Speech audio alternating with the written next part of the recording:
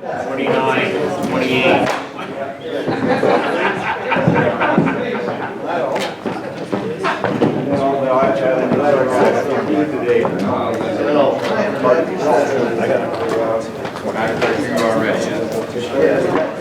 I can't see you. I'm going to bring us back from closed session then. I'm going to bring us back to the session. We're going to begin. I always take this off the agenda to do announcements in closed sessions to get it out of the way. There is no reportable action.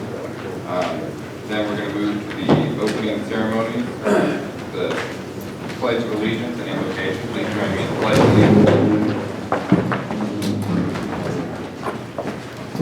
I pledge allegiance to the flag of the United States of America and to the republic for which it stands, one nation, under God, indivisible, with liberty and justice for all. Please remain standing for the invocation. Almighty God, we pray this day for your ever-enduring guidance.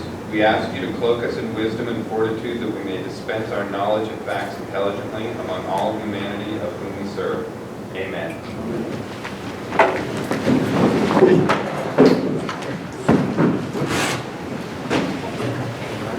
So I'm looking for agenda approval. Make a motion to approve the agenda. Second. Hammond moves, Gallagher seconds. Mr. Chairman, I would ask we adjourn our meeting today in memory of Jennifer Lassen. Please. I'd like to ask to adjourn the meeting in the memory of Pete Peterson and Dan Daly. Mr. Gallagher. I'd like to adjourn the meeting in memory of Hazel Mortensen. All right, so we shall. All in favor? Aye. Motion carries. Public comment, and I have some cards, so we'll start with those, and then you'll have to bear with me. I forgot my glasses, so if you raise your hand, one of the other supervisors is going to have to notice you. Silas, did you want to begin?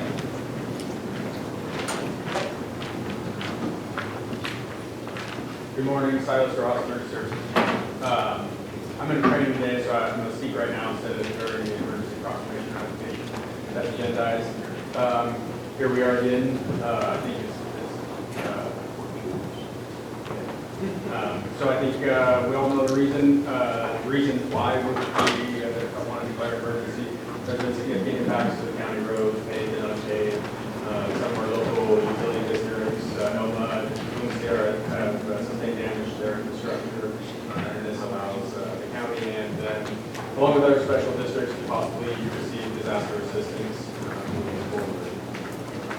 I'm going to let the sheriff speak about evacuation if you choose to do so, and I'll let the folks from the team and from the CAL FIRE local units speak on the operations regarding the fire.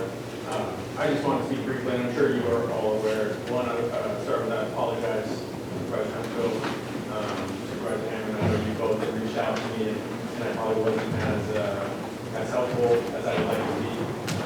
It was a very busy couple of days, and by the time it wasn't busy, it didn't seem like there was much to report, unfortunately. So I apologize for that. But the one thing I want to speak about, again, and you're probably aware, one of the things that I saw during this was neighbors helping neighbors. And it was refreshing to see in our community that we still have people willing to do that and take decisive action when it was needed, follow when it was needed, follow when needed, the sheriff when it was needed. It made me proud again to be a resident here in Lassen County and the emergency services together. I'm sure you all know that, you see that, but I thought it was worth mentioning. If any of you have any questions, I can do my best to answer them. Go ahead.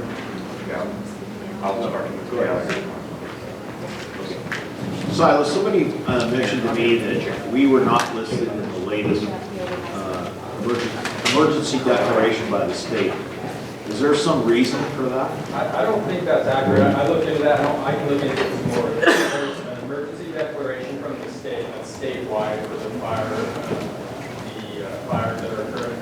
And then there's an executive order that names specific counties. I think there are two different things that are being looked at. I can follow up on that though. It was on my list. I briefly looked into it and that's what I found out about the meeting to make sure that is accurate. Okay, thank you for, I know you've been on duty probably 24/7 for the last couple of months. So thank you. A lot of people have. There is, CDA has been approved for Lassen County, and the FMAC was approved also, so there's federal money saved. Mr. Alba?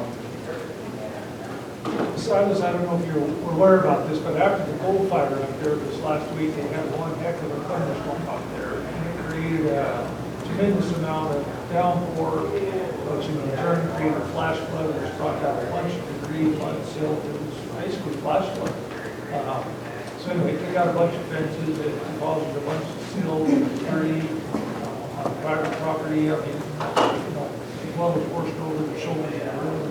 139, is that still going to be considered part of the emergency declaration for the coal fire? Is the first question. The second question is, what about the fire up there, up north in the northwest corner of Lassen County? Is that going to be in part of this too or not? So on the gold fire, that's an interesting question that I'll actually have to, because it may be as simple as writing a side letter to the original gold fire emergency declaration.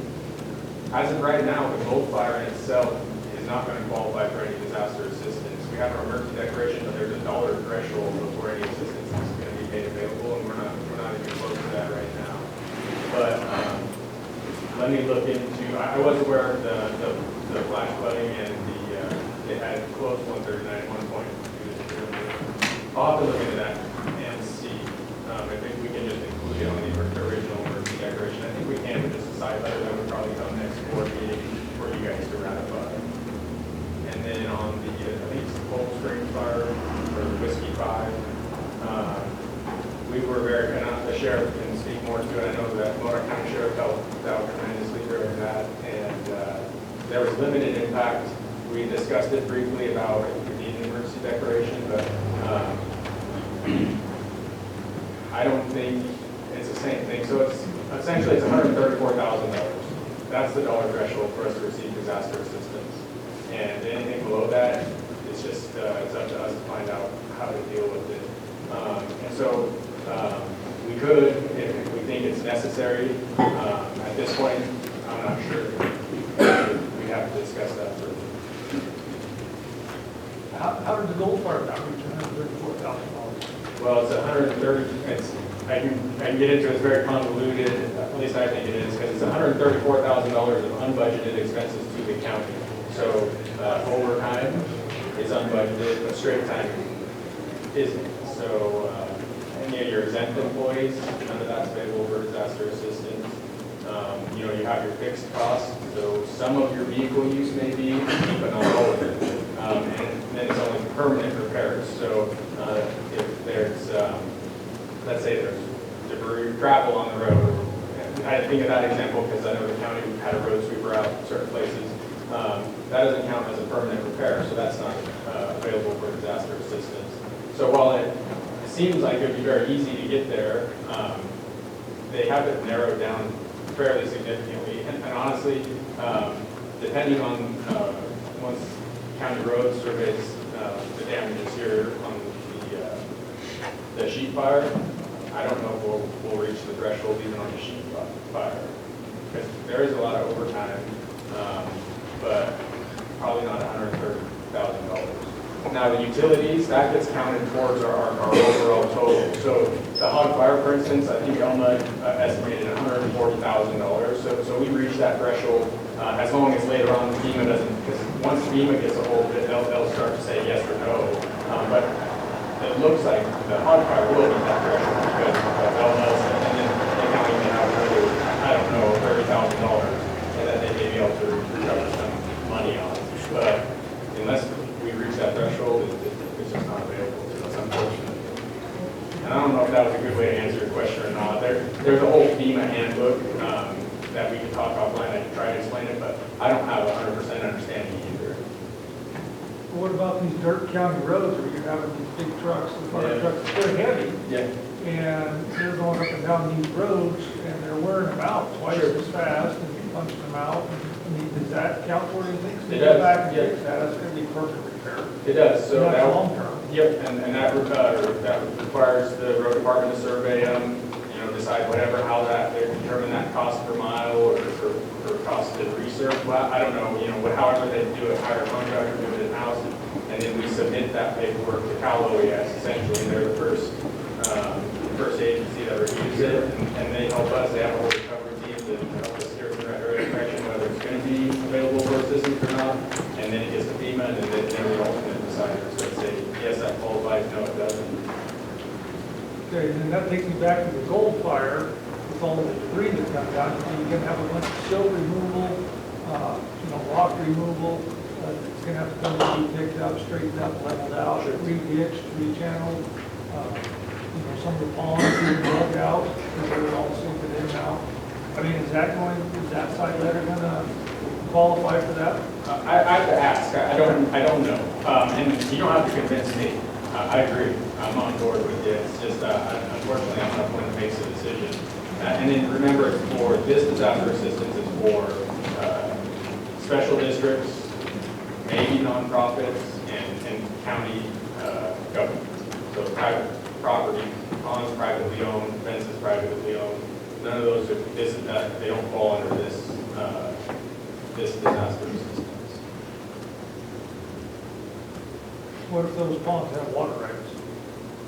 Well, it's possible. I mean, most water districts are special districts, right? Private individuals. I'd have to ask.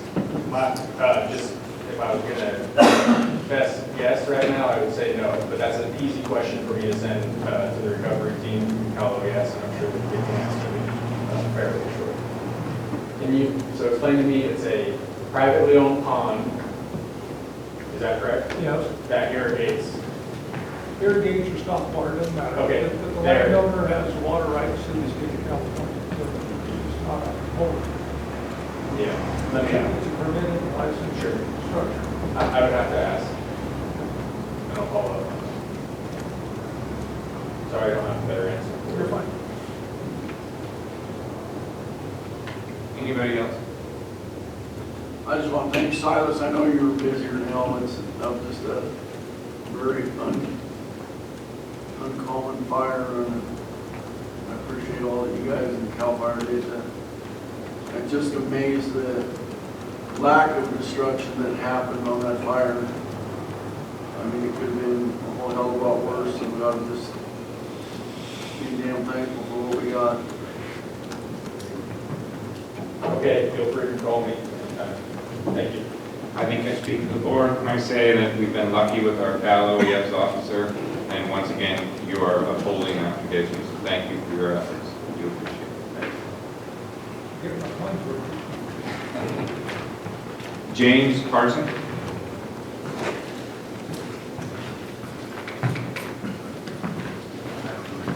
Morning. We own the old van meter cabin, Poplar Hill. So I guess you guys know that there's no more. Our barn is no more.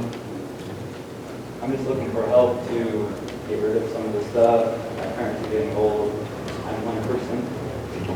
I'm just looking if there's grants or anything for us.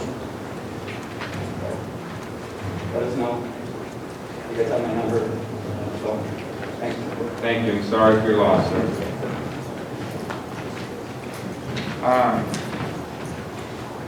I have a card, chief fire is what it says, but it doesn't say who will be, is this the Forest Is that the one that I Service? just handed? Yes. Yeah, I think it's the Forest Service gentleman. Does it So- doesn't have a name on it? No, it just says chief fire, operational level.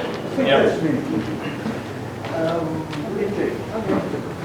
I think they were going to discuss that during the application Oh, nomination. I'm sorry, they said speak during public comment. So we do have it on the agenda as the declaration, so you can do it then, or you can do it now if you'd like to. Your choice. Why don't we go ahead and wait for the agenda item? I'm sorry, I'm just following what's on the card. Barbara, sorry.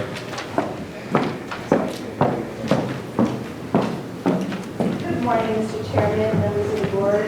I just have a couple comments. I wanted to address COVID-19 and our response, and then also the sheet fire and again, response from Health and Social Services. I wanted to start out by saying COVID has been all-consuming, as we all know, but I wanted to just acknowledge our public health department. They've been working on this from day one, and they've been able to do an amazing job with containing maintaining this virus in our county to also working with some of our partners. They've worked with the prisons, as you know, and we've worked, there are a couple bumps in the road, but we got through that, and we feel like now we've been heard and we have a process in place, and that's nicely contained. We also now are working with the schools, testing staff, and really monitoring that. And again, like whenever you start with a whole new group, new rules, because the state has different rules for every different entity, we're working through a couple bumps there. But again, they're doing a fabulous job at responding. So I want to give a major shout out to Cynthia Rashine, the Public Health Director. She's administering this and doing a very nice job at it. And then our public health nurses have been doing, again, another amazing job, and all the staff that are filling in to help. Jim Aruburu, as you know, our response there, and Marianne Harry, they've all been doing some marvelous jobs. So I just wanted to come stand before you and let you know that you have a pretty darn good public health department, and you should be proud of them, because I certainly am. I also then kind of wanted to say that one of the challenges we have is definitely with the state. We're a small rural county, and we kind of get lumped into the whole situation that's going, that's happening. The governor on Friday released some new metrics, and so we now are falling, there's now 4 different tiers, going from a widespread COVID to mild, or there's substantial, moderate, and then the least restrictive one. In Lassen County, on their interactive website, they have us at 0.0 cases per 100,000.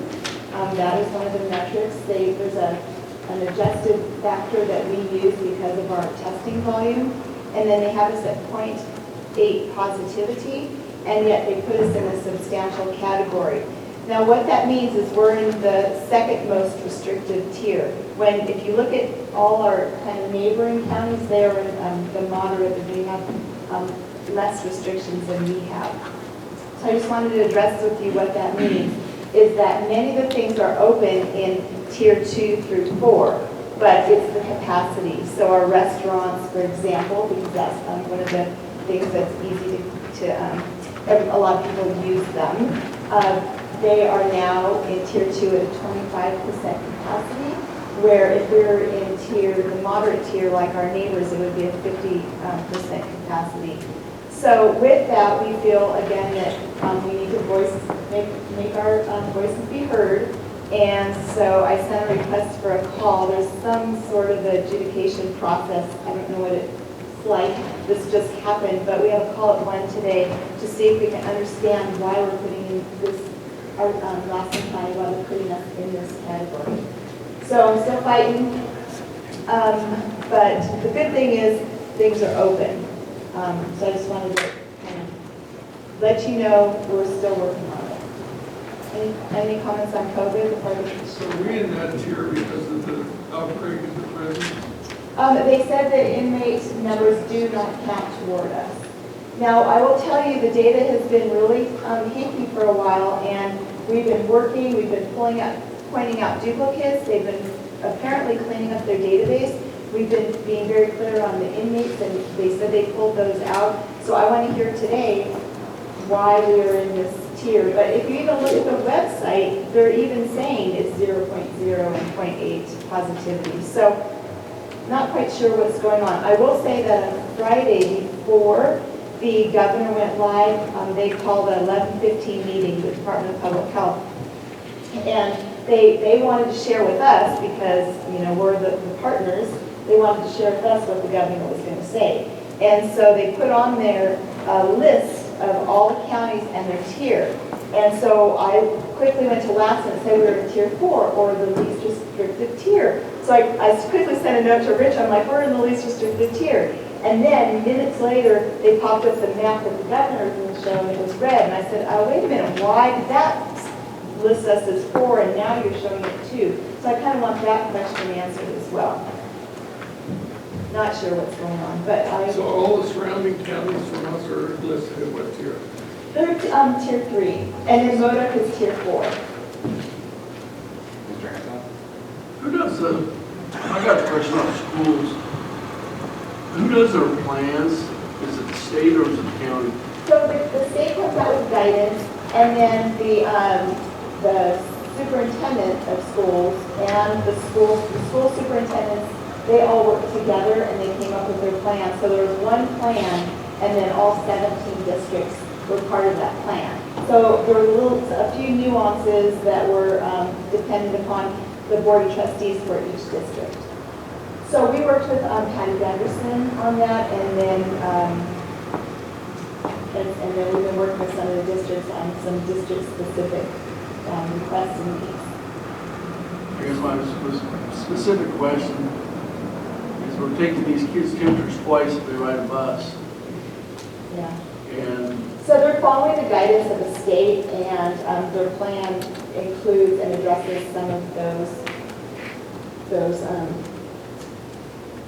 requests or requirements from the state. I mean, it's guidance, so it should be guidance. I mean, it's just silly that my daughter has to get her temperature taken. She chooses to ride the bus. She gets her temperature taken before she gets on, when she gets on the bus, then she unloads at school, Gets it again. and then gets it again. It's not the most arduous process, though, right? Still, It's that a, new gun. Well, it's a gun thing, but it's still just the hypocrisy of the whole thing. But, you know, the kids can't have to practice social distancing. They're all crowded together on the bus, then they crowd them together to take their temperatures, and then we spread them back out when they get to the classroom. I will look at their plan again and see, but I think that, here, the other thing is that some of the schools, and I haven't seen this in writing, but I'm hearing from them that their insurance companies are not insuring them, or they are insuring them for a different coverage, and so they're trying to be overcautious. So I know that that's the thing that they really want. So there's a template for the schools to follow, and they're all using the same template? Yes, with some nuances depending on the superintendent for the school. So each district has to, they all have their own board of trustees, and so they go and maybe some want more restrictive or more steps, preventative steps in place. But we have the master plan. We don't have all 17 district plans. We have the one, just like the state puts out guidance, we can follow it, or we can even be more restrictive if we chose to. But we don't choose to. So you review each school's plan? Public health does. Yeah. I have not personally myself. seen No, it. I get that, I'm sorry, your department, and so you guys approve a plan that's coming in from the school, right? Yes. You put your stamp of approval, have you received all the plans? Yes, before they start, they had to submit all their plans. And you're satisfied that your protocols are? I've been on a couple calls, and again, the protocols, the steps in place are pretty arduous. And so it's what they submitted, and we felt that was their plan. But I think at this point, we're probably going to be working with them and taking a second look, is what, based on the first week. And then the first week was a little tough because then we had the fires and the smoke and whatnot, and then the testing, and it wasn't as smooth sailing as we had hoped it would be, but we're dealing with children and that's, and parents and teachers, and so I get it, everybody, that's a whole different, it's an extended thing. The children don't all have a say, they kind of have to go along with what's happening, and then there's different thinking with the parents too, which is totally understandable. So are all the schools planning on opening, or at least, are they all open, or is there some that are still closed? Now they're opening today, I think, is the Some of the day. kids across the street Yeah. may be pretty happy to see Yeah, that. it's pretty cool. Lassen Yeah. County is very unique. There's not a lot of counties that are having face-to-face education. Mr. Alba? Thank you, Barbara. I'm just going to speak for myself, and I think the rest of the supervisors feel the same way. I thank you and thank your staff. If you can reiterate the thank you from the Board of Supervisors and your staff for the good work and the hard work and the extra time that you guys have spent during this whole COVID thing. It's unprecedented, and it's also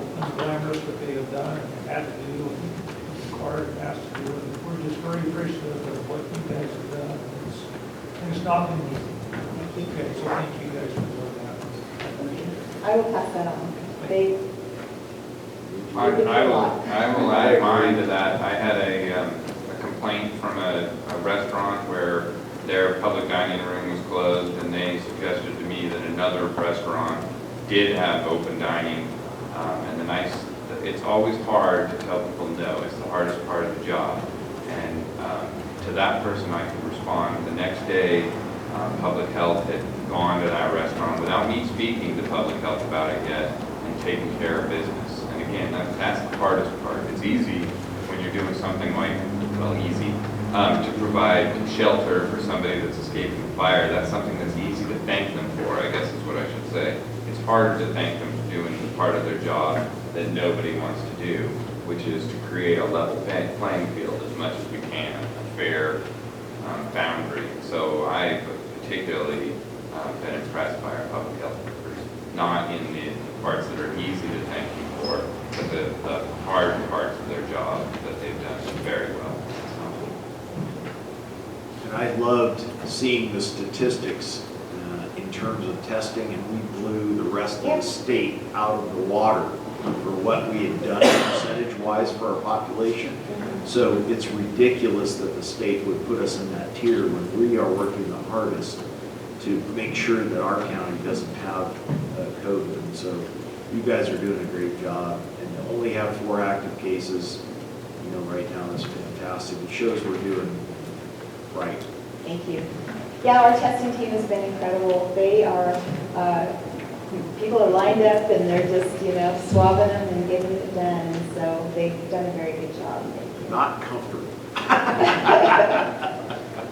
Yeah. Okay, and then I just wanted to, if there aren't any other questions, I'll keep you posted if things change, but things are open for the most part. I think that wineries are still closed, but and bars until we get to the next tier. We'll be working on that. But the next thing I wanted to do was to talk just briefly about the sheep fire and the evacuation shelter that we stood up. And in social services, it's our community social services department that stands up the shelters under Jen Aguilera's leadership. And again, an amazing job. She worked with the Assistant Director Danielle Sanchez, who's here today. And they do an amazing job. We get the call for evacuation, and they get those shelters up and running and fully staffed within, sometimes, it's done. Nobody has to wait until the door opens. And this, the sheep fire, we had 84 evacuees, and it was a 10-day shelter. So as you can imagine, it was HSS staff manning that with some assistance from Red Cross. We had 4 Red Cross volunteers. And so 45 HSS staff helped cover 24-hour coverage. And so, again, kudos to them. They still have their job they have to do and maybe go back to their desk and find that they're behind on some things. But they did an amazing job. We had some incredible partners, too, that I just want to acknowledge. One is Trevor Albertson from Lassen Community College. Again, we were able to use the dorms. It was a perfect environment to be able to safely shelter evacuees during this COVID time. We also, because we were getting so full, we were able to get access to the gym, and we set that up. They did a fabulous job. We had some support from the state. They brought up some showers and some wash stations. And so again, they did an amazing job. Mike Wilson, that he used to be the city administrator, he is now running the Red Cross. I don't know his title there, but he was an amazing partner. Just did a great job working with Jenna, and we got food and we got a lot of support from the Red Cross. So again, always our county partners, Sheriff and Silas was amazing. Even Jenna, some heads up or kind of like think about this, some great guidance to her. And so just wanted to give a shout out to that.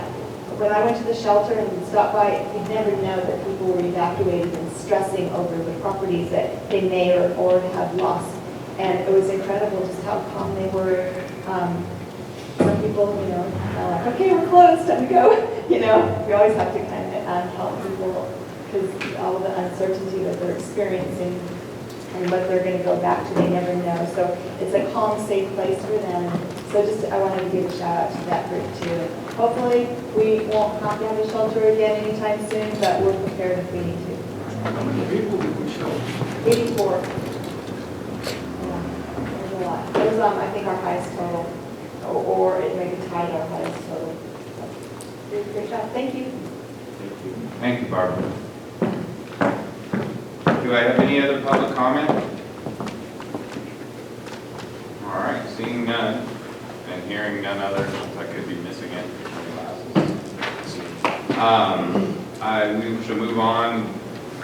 Are we going to do an agenda board report, or should we wait until next Tuesday for that? It's well after 10 a.m. So we'll wait until the next meeting. Certainly.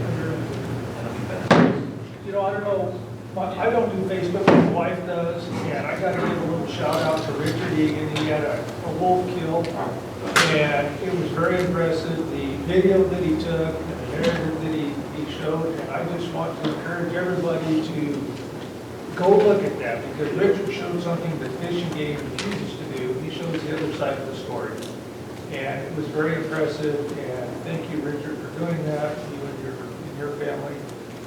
Tough loss, but thank you for sharing that information. I really want to encourage everybody to do that while it's fresh in my mind, so I don't forget that next week.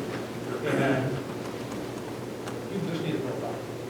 So thank you. Anybody else then? Mr. Gallagher? I was just going to say that I will be out of town next Tuesday and not be here, so I just wanted to mention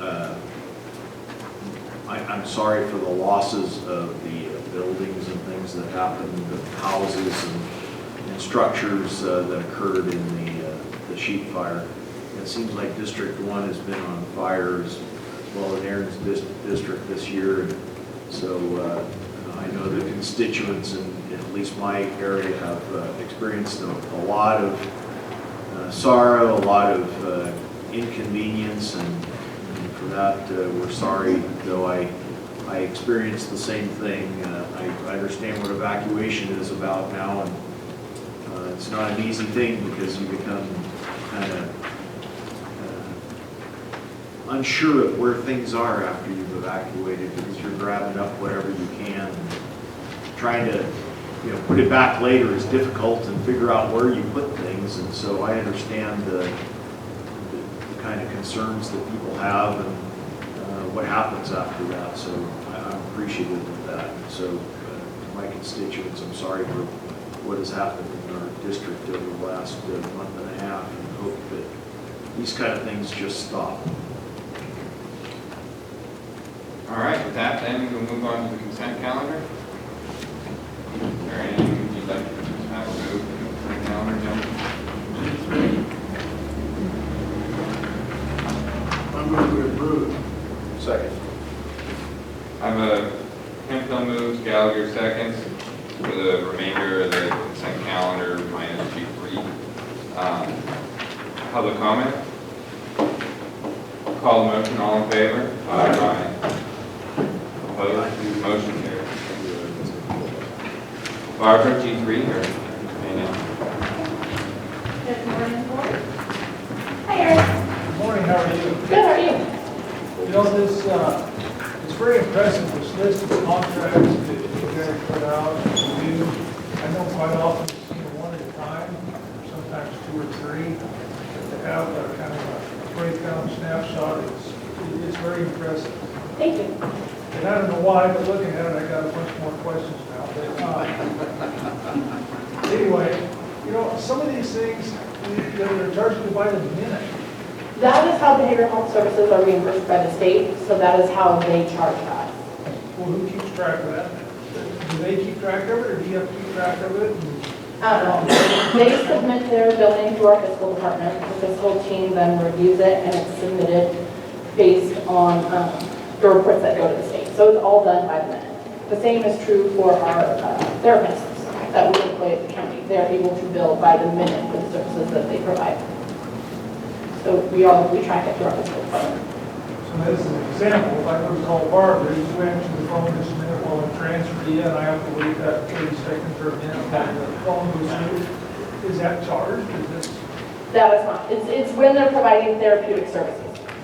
So when they're providing that one-on-one therapy session, if it's a 45-minute session, then they enter that into our electronic health record system, and then that is transferred over to the billing side for that 45-minute allowance of therapeutic services.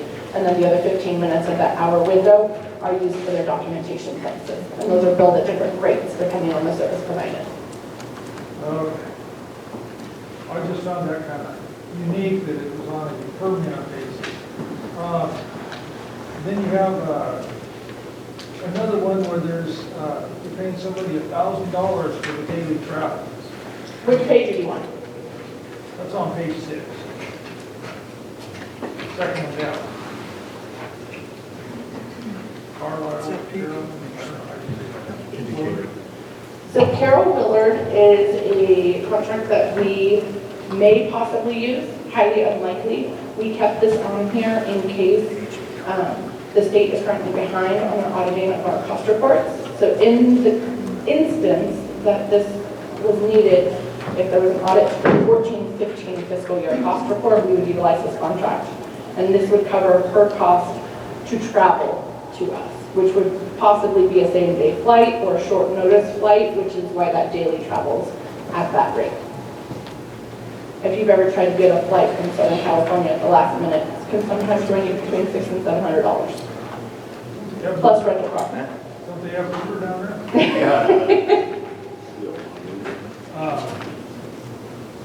And then, if you go to page 7, Yes, sir. the top two, you have Echo and FEI.com, they're two Correct. new softwares. FEI was previously approved by the board as an individual contract, but it's still inclusive on this one because this is all of our contracts. FEI will be replacing the Echo group as soon as we can do a data transfer. The Echo group was our previous electronic health record, and FEI went through the RFP process and was selected as our new vendor. That's what I was asking, because I knew that this Yes. provided one, I thought it was going to cover everything. Even contracts that have been previously approved as a single item are included in this, so that it's an all-inclusive of all the contracts that we manage. Okay. Sounds good. Same thing, line 7, except you have Tulare County Office of Education. Why don't we use the Lassen College or Lassen County Office of Education? So they, this is actually a revenue agreement. Oh, so they're paying us, okay, that's a good thing. No questions. We'll take the money. Moving on down, same thing on page 7, Frontier Communications. That seems awful high, can't you just use the hotspot with the telephone? So that is high, that covers Sheriff Katie Lane as well as the 3 one-stop locations. The reason that it looks so high currently is we are currently still in the process of receiving grant funds to cut that cost down. It's an application process. We haven't gotten the yes. We haven't ever gotten a no. We just haven't gotten the yes for this year yet to bring the cost further down. Jason was able to negotiate almost an $80,000 savings already over the 3-year period. Page 8. You just got to go page by page, huh? The very last line, Glenn County, how come we're paying them to do software training? So they receive a pot of, we receive a pot of money, and every year a different county hosts the training. So it's dependent upon who's hosting the training that year is who we pay. If we host the training, we get the money. If Glenn hosts it, Tehama County hosts it, if you host it. I think she was ready for it. I've done this for 5 years already. Page 10. Ooh, we skipped one. Skipped one. Good luck.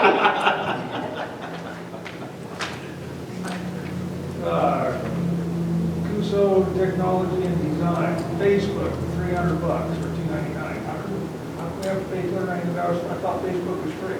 So Facebook is free, however, Health and Social Services would like to get our brand out there to communicate current issues with the community. That's we've earmarked that as one of our best ways to communicate with the community. That is the logo design that is manning the Facebook posting for us, putting out updates anytime we need them, and getting pertinent information out to the public. It's cheap. It is very cheap. So you get somebody that's doing Facebook thing for you. Correct. And there was another one here that had Facebook. That's what it is. There are many different departments that we're contracting with CUSO for their services. So each one is outlined differently. I think that might have been 5 years. You sure? Don't go tempting him.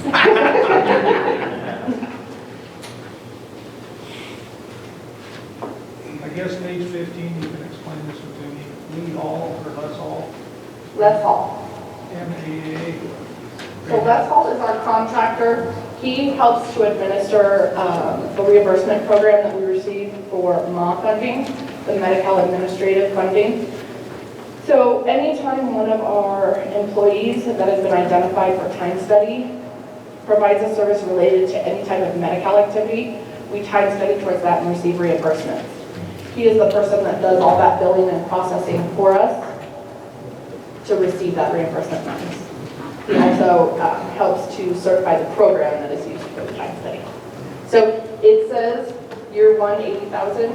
It's actually a percentage. That's the max we will pay him. It's a percentage of what we get in reimbursement. It goes back to him for the administration. So he brings in extra reimbursements above that number. He makes sure that what we are requesting in reimbursement is allowable expenses that we won't have to pay back.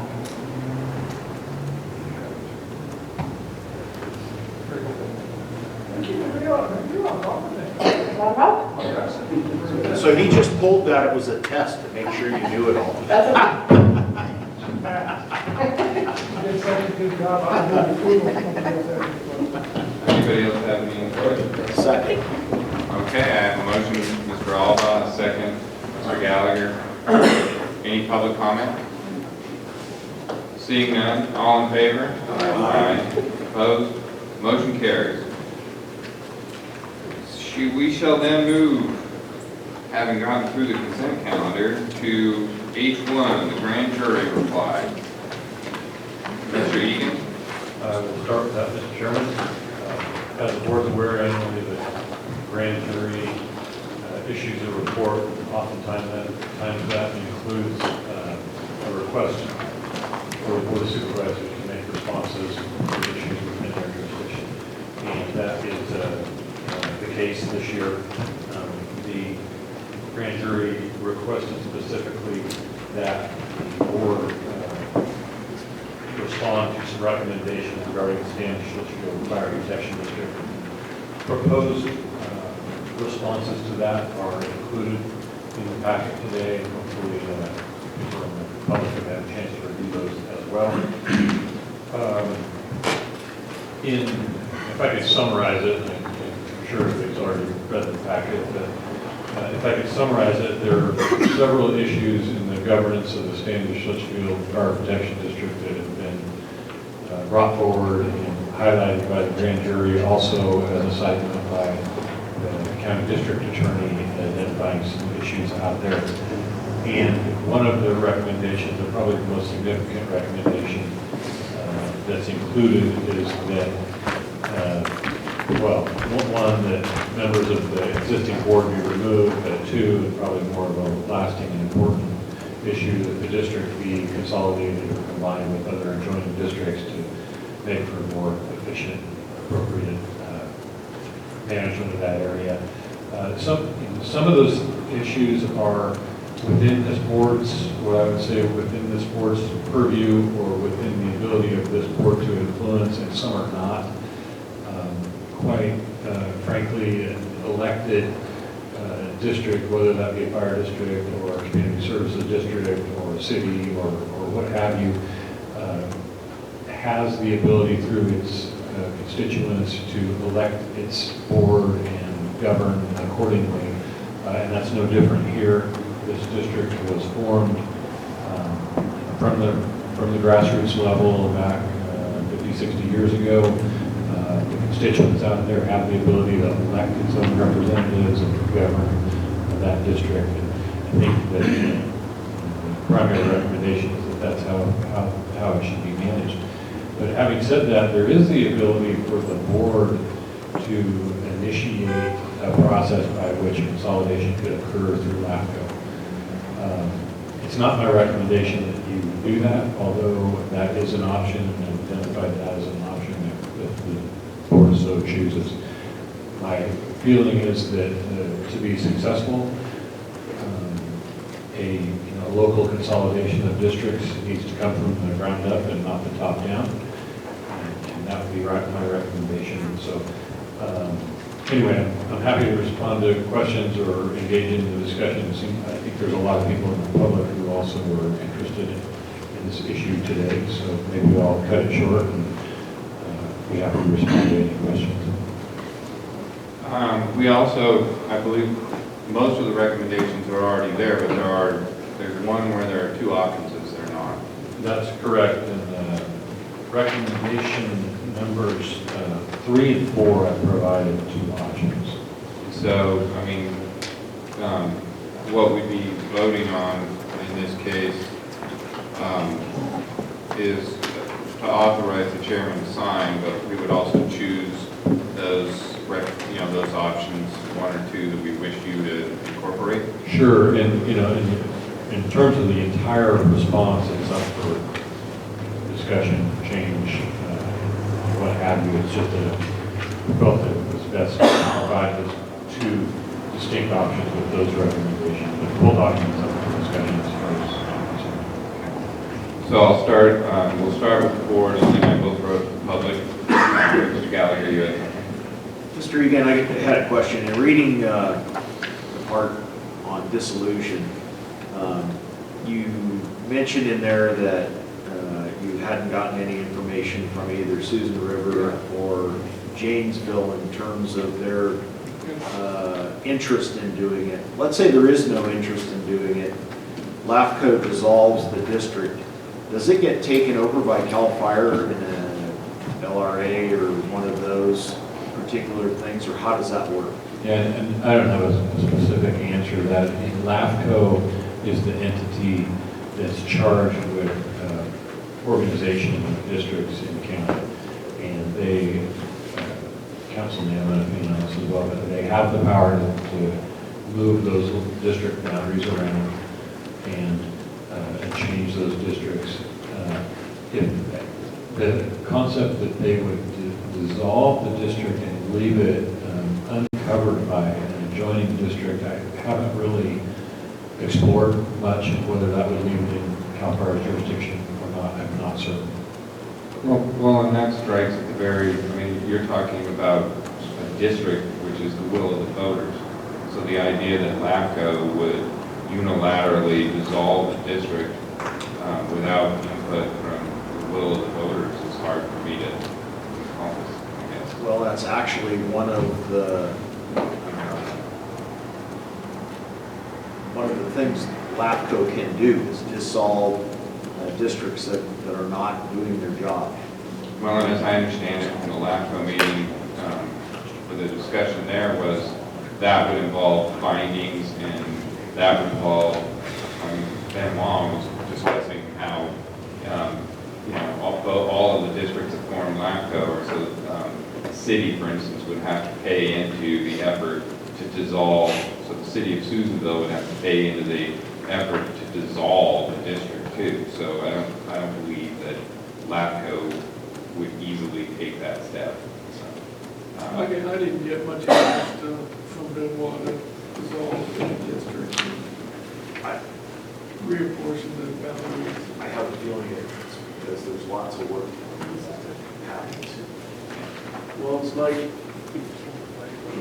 like the one that what you know with your experience and what experience out of it, Furlong with HPUD, and that, it has to come from the community. And unfortunately, the way I look at Standish Litchfield Fire District is you have a state deputy that responds to every fire or emergency out there anyway. So it's really hard to keep interest in a volunteer fire department when you have, basically you have the fire district that's responding out there automatically right now anyway, and that's the prison. And that's not a bad thing, and that's a great thing. And maybe it leads to further discussion down the road that, you know, we consolidate all these districts, or start the process, and it'll take years to get done, where instead of having unify these districts so that their financial stability involved and gain, you know, a lot of money spent. I mean, 'cause this is, you know, use this as a stepping stone towards that. Well, and I believe that is one of the options, is it not? That includes us to give direction to staff to begin looking at that. Is that not? Well, one of the possibilities is that this board could initiate an application for dissolution.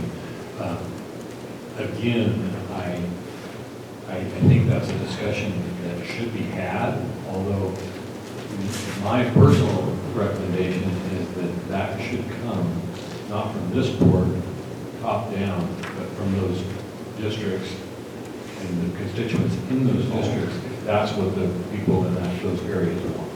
I thought Mr. Hampel was speaking more generally. I was just Generally. countywide, as this is a stepping, not specific to Standish Litchfield, and I'm off topic, I guess. Sure. But this is a stepping stone to take care of ongoing problem that the county faces countywide with these small districts. Sure, and I can comment on that a little bit. There's, I guess, a spectrum of the way these districts are operated. Some are very sustainable, very functional, provide great or complete service for their areas, and then others find challenges in doing that. And so probably the broader question becomes, do those larger functioning, perfectly well functioning districts want to dilute what they have in terms of an efficient delivery system of fire protection by taking on other areas or not? And that's a good discussion to have at LAFCO. That's where that discussion, I believe, should occur. And that's my recommendation. Mr. Alba? Thank you. And, in reading this, we also got, from the looks of it, the way I read it, is we're going to have completely new board members coming soon. And maybe that's something they could sit down with Richard and have at that time, and let them make a decision on which way they feel that they're going to go. All these organizations, especially the volunteer, you see them ebb and flow, you be successful and then unsuccessful because somebody gets mad at somebody else. And it all comes from the leadership, whether it's the fire chief and or the board of directors for the district.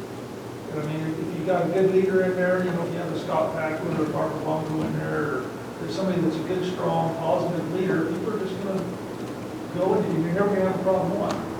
But you get one bad apple in there that upsets somebody and then it all goes south, which is kind of like where we're at right now. It doesn't matter, but getting a fresh start here, so let's see what the new board members got, what their ideas are, they're in touch with the community, let them make that decision. I don't think it should come from us. So I was going to throw it to the public now to give them an opportunity to weigh in and then bring it back to us for final discussion. So is there anybody wishing to speak on this matter in the public today? Seeing none, I'm going to bring it back up here then. And so is there anything in the recommendation, and then we can get to the options, is there anything outside, do we want to go recommendation number one? Are you gentlemen happy with what we're seeing in recommendation number one? Good. Well, then the only thing then we reach is 3 and 4. There's 2 options to give direction to staff on. And that's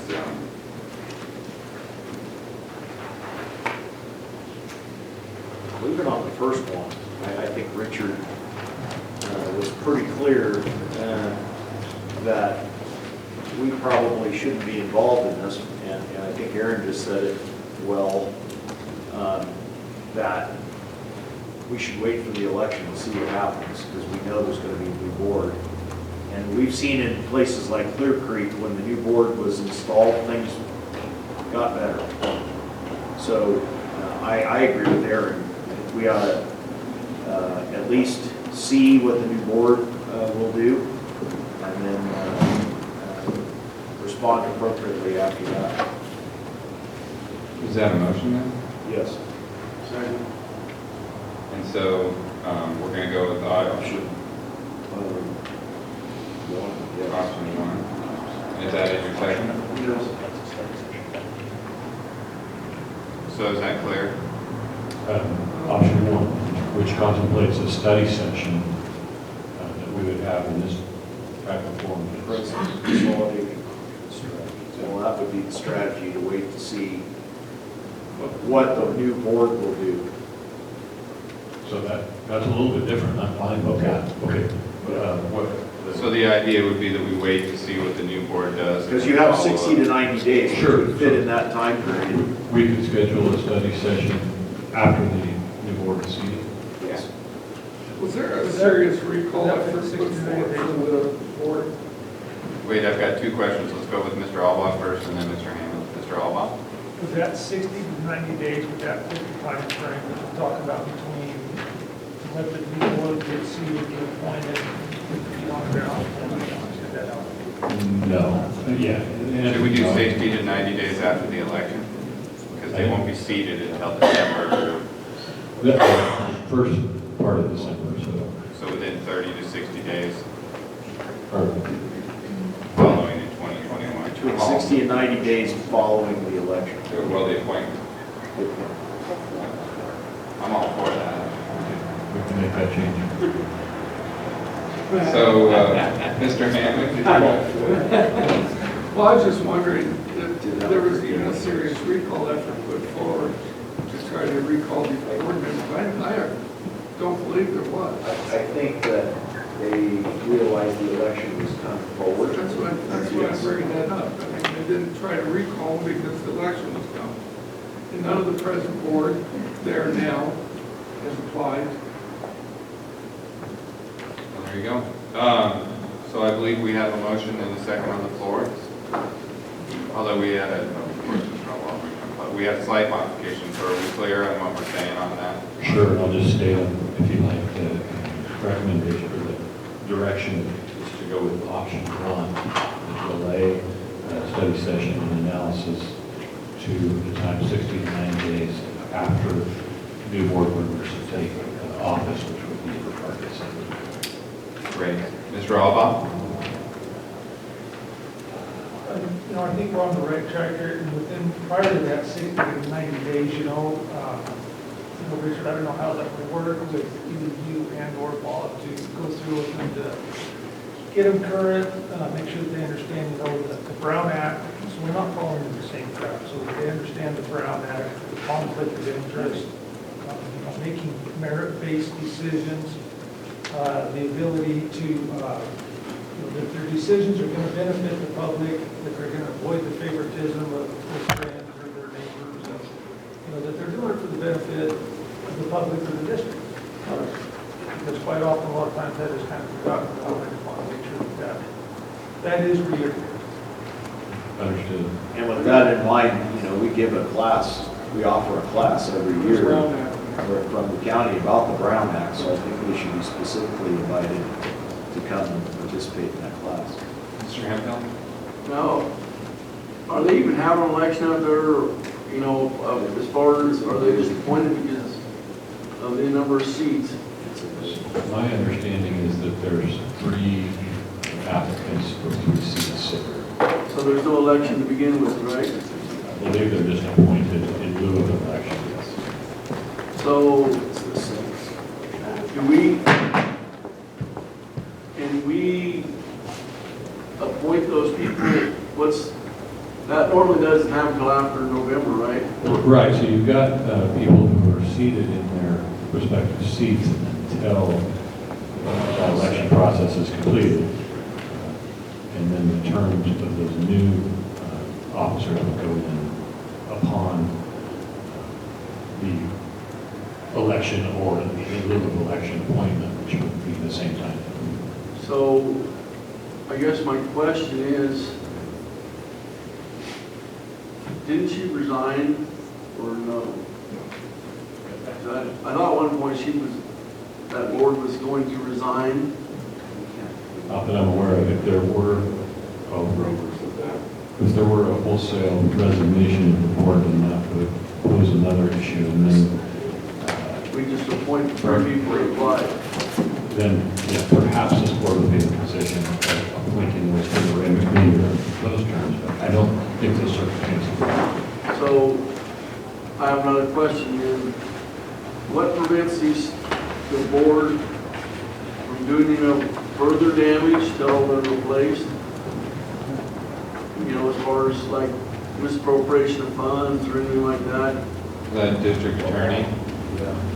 I mean, because the voters have determined there was no recall effort, so we don't have an authority to, as I understand it, we don't have the authority to unappoint people that are duly elected and not holding the office by They weren't really elected, they were all appointed, apologies, who were appointed to or have their position through righteous action. Correct. Right. So whether or not they were elected or appointed, they're duly legally holding offices. My understanding is that there have been no challenges to that, as far as I know, or recall proceedings. So I don't think there's a role for this board to try to intervene in other duly elected officials' roles. All right, I have a motion and a second. All in favor? Aye. Opposed? Motion carries. I'm going to go ahead and move H3 up. We're going to do the sheet fire.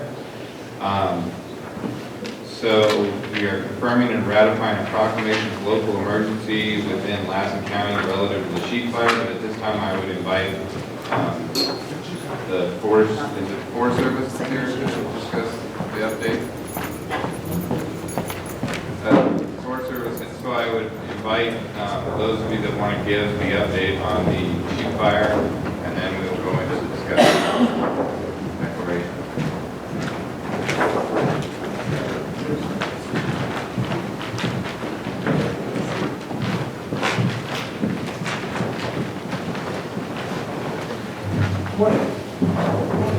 Morning, if you can give your name and those who are going to be here for the work. Sure, I'll work on that. My name is Jeremy Gott. I'm the incident commander, or the unified incident commander on the sheet fire. The other incident commander has some other priorities he's working on. That's Jim Ferguson with CAL FIRE. I currently work for the Lassen National Forest, the Loomis National Forest, and the Lassen Ozarks CAL FIRE. So it's all unified, basically. We're all working together. The sheet fire. The sheet fire is currently 29,527 acres, and we have about 720 personnel. Right now, the current containment on it is 38%. But that'll bump up a little more. The guys are doing a pretty good job out there. The firefighters are all doing a good job out there of taking, basically there's a line all the way around this thing. And I'll start on that, but basically what they're doing is getting the heat away from that line so that we feel higher confidence, and that confidence will drive up the containment. So with that, like I said, there's a lot of work here, and I'll start at the south end, right here in Alpha. All this is all direct. We're going to indicator peak. And most of you know where that indicator peak is, and it's a pretty rough, steep terrain. We've got some Type 1 crews working that and securing that area. And up in Bravo, and we use it, actually I'm talking some fire needs here, but up in Division Bravo on this west side, we're working there and just patrolling and mopping up, trying to get in about 100 feet of depth so that the fire won't escape. And then up on Division F, up here on the top part, towards the Susanville area, we have secured that. We're securing that. You'll see the black lines on here and the red lines. We're still gaining confidence here on the red, and the black is we're feeling fairly highly confident, and that's where you're getting the 38%. So as we drive through here on Division F and come across, everything is looking fairly good. And I'm feeling pretty confident about it, to be honest with you. And then we come over here with some of the firefighters call this the monkey pod right here. And I don't know why that looks like a monkey pod. I've never seen a monkey pod, but at the same time, right here, this is looking good. And we felt pretty good with that. And it's like fuels. It's that bitter brush and grass and all type of fuel model out there, but there was some heat holding in that, believe it or not. And as you folks know, that our local here, it's been hot and dry, and it's very dry, and it's extraordinarily dry. In fact, it's even getting up into the 90th percentile of dryness over time. That's significant. So as we come down here on the southeast end, work our way back down. This is all looking good. You come up on this is a very, very steep piece of country right here. We're going to put the crews in there and trying to get just secure this as the best we can. Now working inside and securing. These firefighters, I can't overemphasize, are doing a very good job, which is a whole bunch of different local government, federal government, state, all of them are all working good on all this side, all of this stuff right here. So essentially, that is the fire. I mean, right now it hasn't moved. One of the objectives for myself and the other incident commanders is to keep in place. We did have a couple of spot fires over the line here a few days ago, so we're again working hard. When I say 720 people, that's not a lot of people for this type of fire. When you're sitting there with about a 30,000 acre fire. So these crews have been working like basically 24 hours. There's shifts of 24 hours and there's shifts of 16 hours, and those kinds of shifts that we continue to keep this thing stacked, like basically 24/7 until we're done. Did I miss anything? I look at all my people that are standing up there. So that's basically the update. Any questions? How long before you put resources on it after the lightning strike? I'm sorry? How long after the lightning strike did you put resources on it? I wasn't here in the initial stage. I would bring up my friend at the fire management office here on the phone.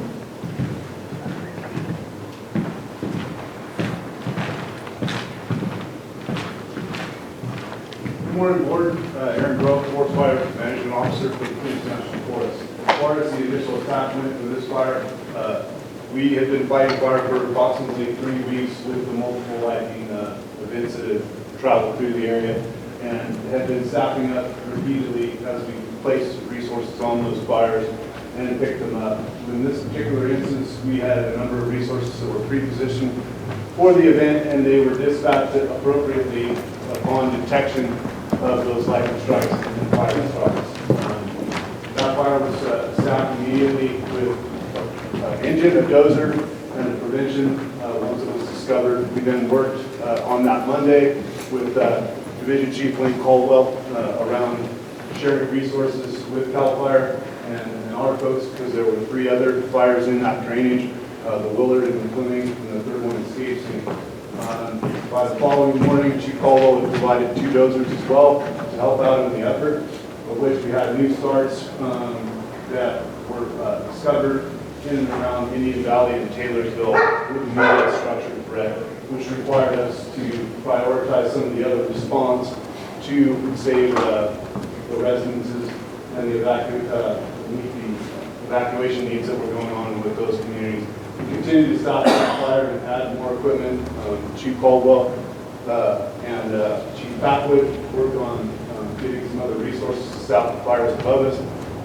On Tuesday, the fire there on the sheep incident displayed significant fire growth and extreme fire failure, and ran over the top of it, including the lower fire, and running those three fires into the flooding clean fire. That was our initial response to the incident. Do we have a hard copy of that? Do we have a written incident log for that? There are dispatch records, yes.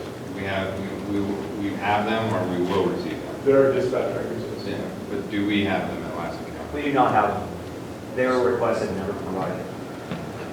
So at some point, we're gonna want the hard copy. We appreciate the verbal report of that, but we'd like to see exactly who knew what when. Absolutely, and I would say that just like we did last year around this time, we reschedule our opportunity to put paperwork together for you guys and come back and have that conversation and provide that information. Because we do, I believe that there's significant feeling in Lassen County that we do have a replay of the Walker fire, and that there was a delay in response caused by the line between the Plumas and Lassen National Forest, and that there's some concern that we have a problem. Understood. Mr. Alba? Thank you, Mr. Chairman. Yeah, I heard the same thing. I wasn't up there myself personally, so I didn't see it with my own 2 eyes, but I had reports that there was even nobody even up there, even as late as Tuesday, working on the fire at noon. That there was nobody up there even with the shovel. There was no personnel around there whatsoever. Understood. So, you know, I mean, I'm gonna get on my soapbox, I'm gonna put it right there. So maybe I can get on my soapbox because I will feel like you. I called you, Aaron, on Sunday, I believe. And I had heard there was nothing on that fire that day. And you said you were coming back from Reno and that you were going to check on it. And then I received a call from Chris, and there was still not much information regarding that fire. And then I hear Monday that there's not even anything on that particular fire. And I start wondering, you know, we've got resources. You've got resources in Taylorsville, you've got resources in Greenville, you've got resources in Hamilton Branch, you've got Chester resources. To put out a 250-acre fire, why don't we do things like we do in law enforcement or other fire agencies where you ask for mutual aid when you don't have resources? You get mutual aid and you get somebody up there, because in my opinion, this is a replay of last year. And you all told us last year that you weren't going to let this happen again.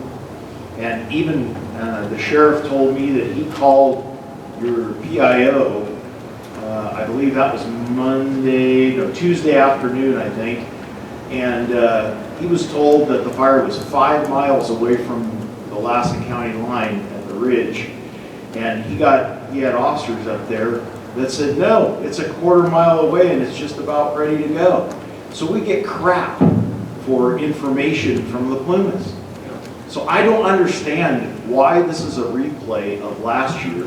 Now we have 8 or 10 houses that are burned down as a result of it, when this all could have been avoided. And I think CAL FIRE saved the day because they even sent resources, I believe, before they were asked, because it was getting to our area.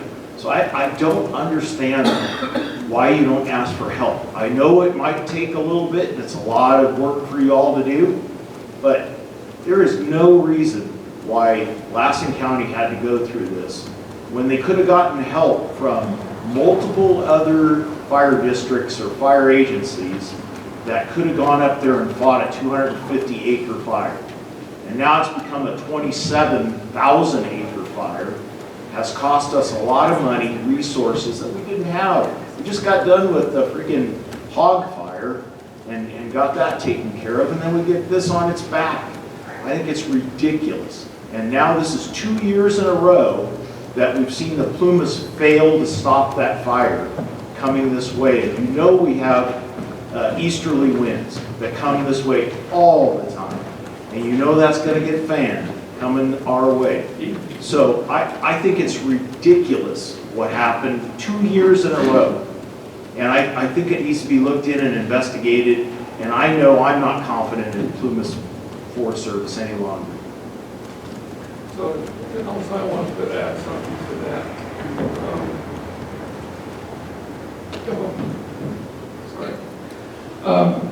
You guys, you usually use the prison crews as a strike team, right?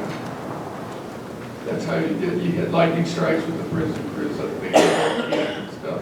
We do request assistance when available, but as my partners back here can tell you, we have severe shortages in the inmate population. Understood, but that doesn't answer the question, Aaron, why we didn't approach, you guys knew that the COVID thing had put a dent in that help. That they wouldn't be able to respond the way they could have or should have.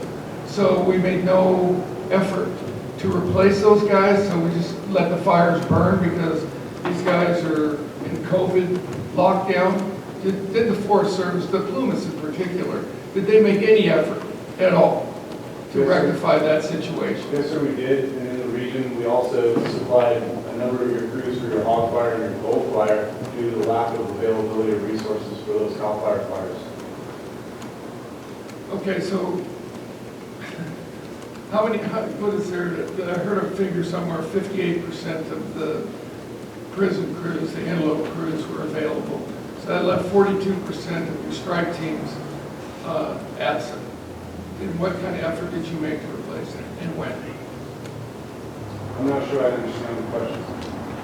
Okay, so 42% of the antelope crews, I'm using that as a general term, the prison crews were on COVID lockdown.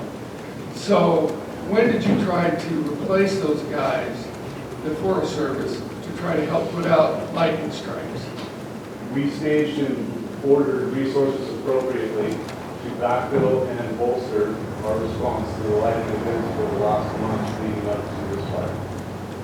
So you had already taken account to the lack of It was manpower? certainly in our consideration, and it was certainly in our conversations with CAL FIRE around making sure that we had extra stuff on the scene to help not only them, but the Humboldt Valley National Forest, the Lassen National Forest, Colorado National Forest, the Nevada Yuba Placer Unit, and the Butte CAL FIRE Unit. We had been supporting our neighbors continuously for almost 3 weeks before this lightning bust impacted our forest. All right, do I have any other comments, questions? Mr. Hall? Thank you, Chris. I guess you got the start to your point. You know, I'm going to go back to nobody was up there again. As far as Tuesday night, they were working with the Fire Safe Council to do the nice fire break up there because of diamonds. As Chris eloquently stated, you know, it's a very high fire danger deal. They've been working on with citizens over there in the Gold Run area, as well as Fire Safe Council. They know that it's a very high fire hazard area. We finally got the grant funding a couple of years ago to start this with Fire Safe Council. This first year they've been able to get up there, so they get up there and started working. And they had just gotten there, and here again, the fire started on what day? And Tuesday night, Too Big got a phone call, hey, there's nobody up there on these fires. So they go up there to move their equipment. They get up there, there's nobody up there. Well, I guess we need to do something to start saving. So a private logging company went up there, took it on their own to try to put a fire break at the top of that hill to keep it from coming down. That was the private guys, a private individual. He put the liability of his own company, because we all know how it is to go in there and start breaking a fire line. He went out in the scope of his contract, he had with the Fire Safe Council. Out of the scope of the project they were going to do. They started putting in a fire line with their own equipment to try to save the community of Susanville. Where was everybody else at? I've said it before, I'm going to say it again. They're sitting at home, sitting back, watching the burst, we get incident fire, so we get the hazard pay. This whole fire thing is turned into an industry. It's a business. The bigger the fire, the longer they can stay out, the more money people make. Say what you want. It's not about getting off the duck and getting out and putting these fires out. I mean, sometimes, and without a doubt, sometimes these fires just take off and go. I'm going to use a hog fire and a gold fire. Sometimes these fires just take off and flat and run. I don't care if you got 100 people there, if they don't have 100 people there within the first 10 minutes, you've lost it. on these slope ones, like the sheep fire that started, these other ones that started up there was plenty of time to get up there and get the fire out. I know everybody is stretched, I know everybody is thin, but you always have a fire engine at the station. You always have mutual aid. For whatever reason, there's always a piss and match or whatever else, of who's the best, whether it's CAL FIRE or the Forest Service or BLM, everybody's got their own little power struggle. I get that and realize that.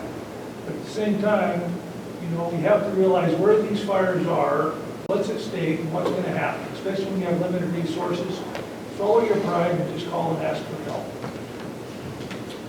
I mean, I don't know what else to say, because it seems like we keep having these conversations.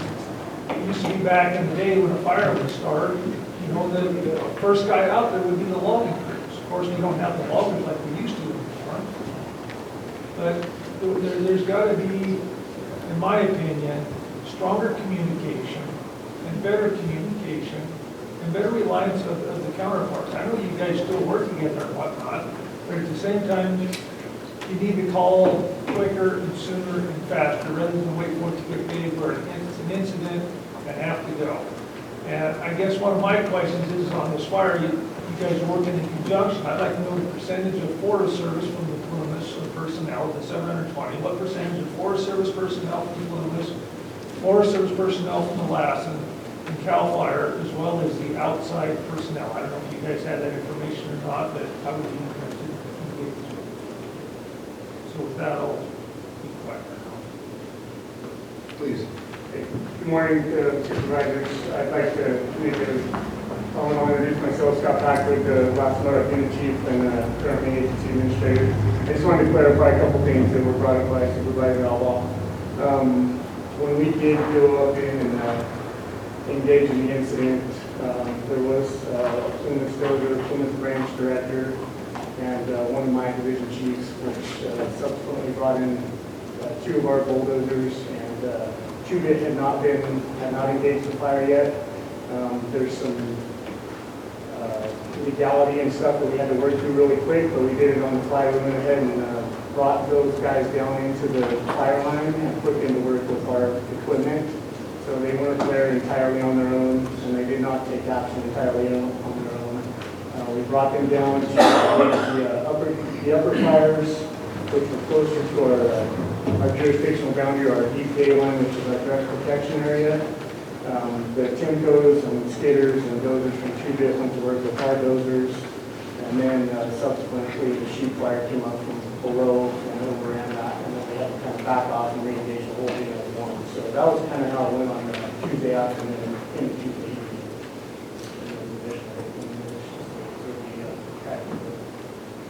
And some of that equipment we did have to put into the safety zone, knowing that the fire would continue to course. So, Chris Copeland, Board Supervisor on the police. You know, we are back here again, and I don't know that armchair quarterbacking some of this stuff right now is going to get us kind of where we want to go. I hear the concerns. It sounds like we still have some conversations. There's probably a part of it that's communication. There's probably a part of it that's, you know, tactics. That's, you know, we need to get all the right people there. As Aaron said, we can put the timeline together. We've already got someone working on that now. It kind of goes through detail about what was ordered when, how everything progressed. You know, we want to be here. We want to support the county in getting through the ratification, which is what we're here for today. I understand there are detailed questions. That's fine. We want to answer those. A lot of, and one thing that happens on these, as we get into these early stages, a lot of the people who can answer a lot of these questions are currently out there fighting the fires. You know, I can tell you on the Pumas, we took 30 fires that day. We were able to catch everything except for those three. And those three are the three that you see us dealing with now with multiple incident management teams. We've got team one, we've got two teams that are going to be coming in. We had called for that type 1 team by Tuesday morning. Monday night, we'd already set up that pre-conversation with the regional office. They were aware of it. They were already working on getting the resources rolling toward us. You know, and so I I don't want the perception out there that we either don't care or didn't take any action to respond to these fires, because that's not true. What we did and what we had and all that kind of stuff, we can talk about, that's not. But I also want to make it really clear that we don't allow these fires to get big. It is not fun for us on the forest to be dealing with evacuations within our communities, to be seeing the evacuations up here in Susan. And so I don't want a perception out there that we're doing this to firefighters to get paid, because that's not at all accurate. That said, we're happy to come back and go through that timeline again like we did for Walker. That one took a lot longer, I think, than it needed to, and we can work on that a lot sooner around this one. That is our job. We are the armchair quarterbacks Sure. that come in on the Monday and find out what went wrong. Sure. That is the job of the board of supervisors. Mr. Hemphill had a statement. I want to be Captain Obvious here. I drove Wingfield Road home the other day. I live out in Janesville. It was pretty obvious that fire got stopped right there where that line was put in there by the Naval Ranch. So looking forward, how can we get your agency to promote those in these urban interfaces on the forest? Because if it wasn't for that fire break that was put in, Janesville probably would, that fire's been cleared to oil by now. So how do we move forward next year so you're not here next year getting asked you by the armchair quarterbacks? Yeah, and I don't mind the armchair quarterbacks. But I mean, so your job as board supervisor is to make some logging happen.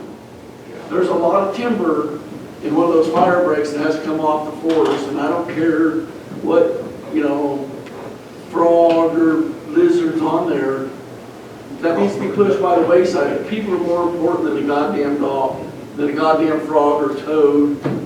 And let's save these towns, these communities with fire breaks. You're dealing with stuff on the other side of the hill there. I haven't even looked at the Claremont fire. Is it even in control yet? It's pretty tough. We've still got some concerns around that. But if we would have these fire breaks in and around these communities, if you're going Monday, I'm Monday morning quarterback, if we'd have those in there, we wouldn't all be sitting here today talking about this.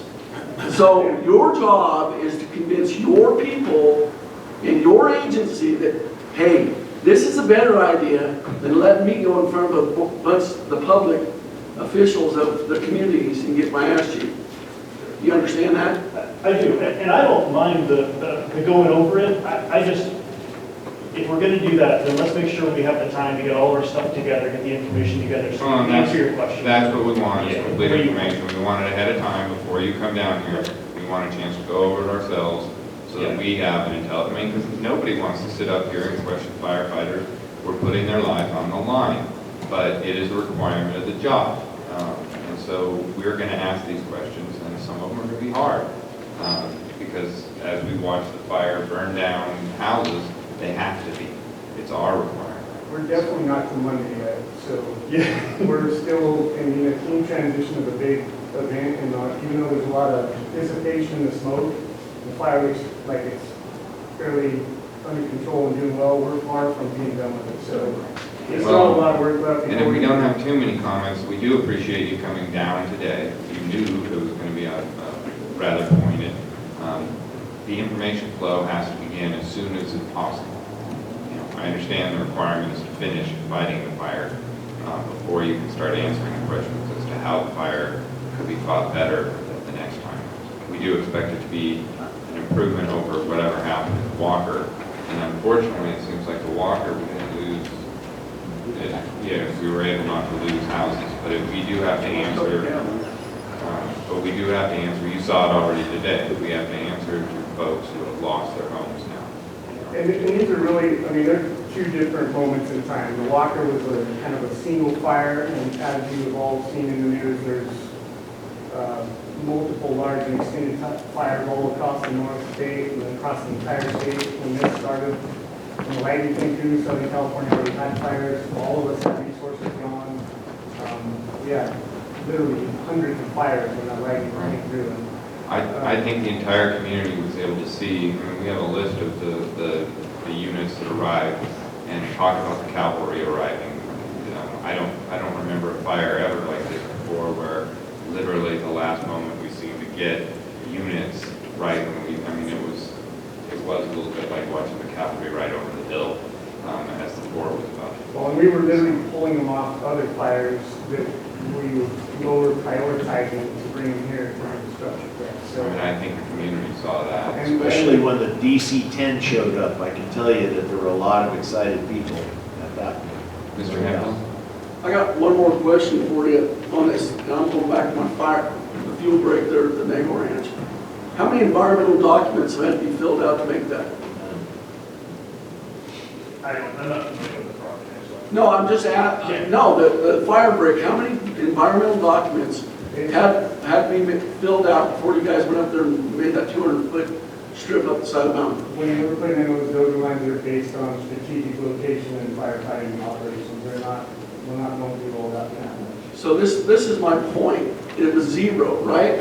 Isn't the paperwork afterwards though? I mean, after you do that, do you have to go back through and justify at some point for environmental? So can I finish my point here? Oh, sorry. My point is that it took zero to do that, and it was the biggest tool, and it saved everybody, this community, as far as I'm concerned. It saved not only Janesville, Milford, it saved the West.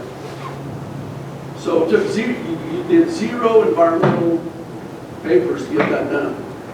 So Chris, this is your job again, because you're the forest supervisor. You need to get the paperwork produced so we can do this on every other community, because just as my involvement as a young farmer in government here in the last 6 years, it would take years to get one of those, if we went about it, it would take years to get one of those done around, say, the community of Portola, because it hasn't burned up yet. But it sure needs one of those fire breaks around it, doesn't it?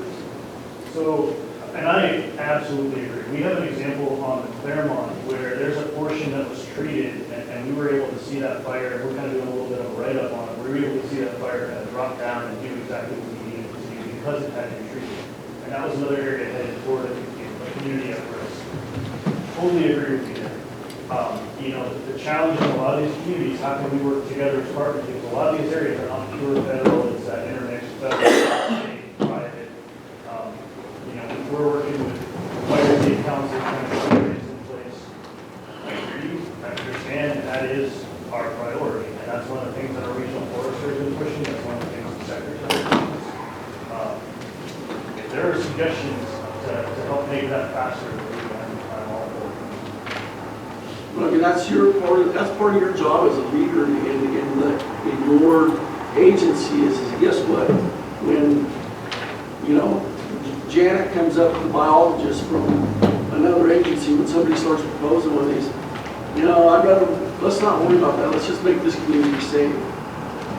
Like I said, there was zero paperwork done on this to save everything. And that's the thing that needs replicated. Instead of worrying about what we're going to save, I mean, human lives, the bottom line, human lives are more important than any other species in the forest. And unfortunately, for these people that believe in the free colonial thing, we're here. We're not going nowhere. So we need to take people. Do I have any other comments or questions? Let's look forward a little bit, Chris. So, to get that burned up wood out of there, have you guys already started the process to do that? Because Yes. that burned up wood is just a big fire hazard as everything else.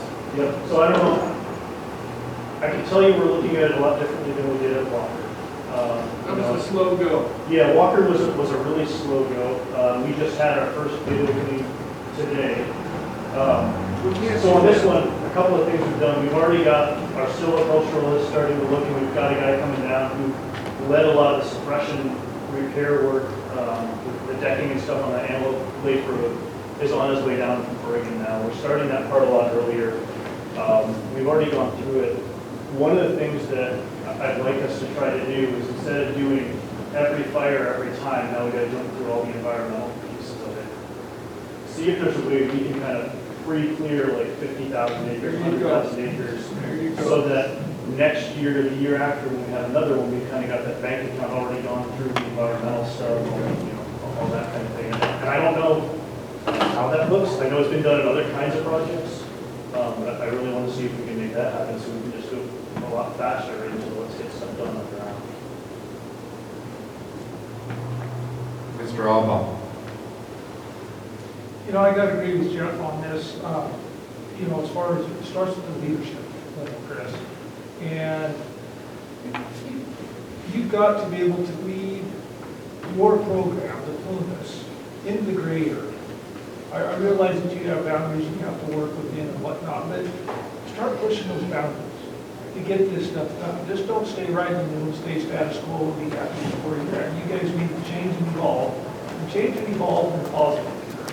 You know, you got the guy standing right there behind you, you know, he went up there and got the log rig was already there, hey, come work with us, we'll get this set up and going on the fly.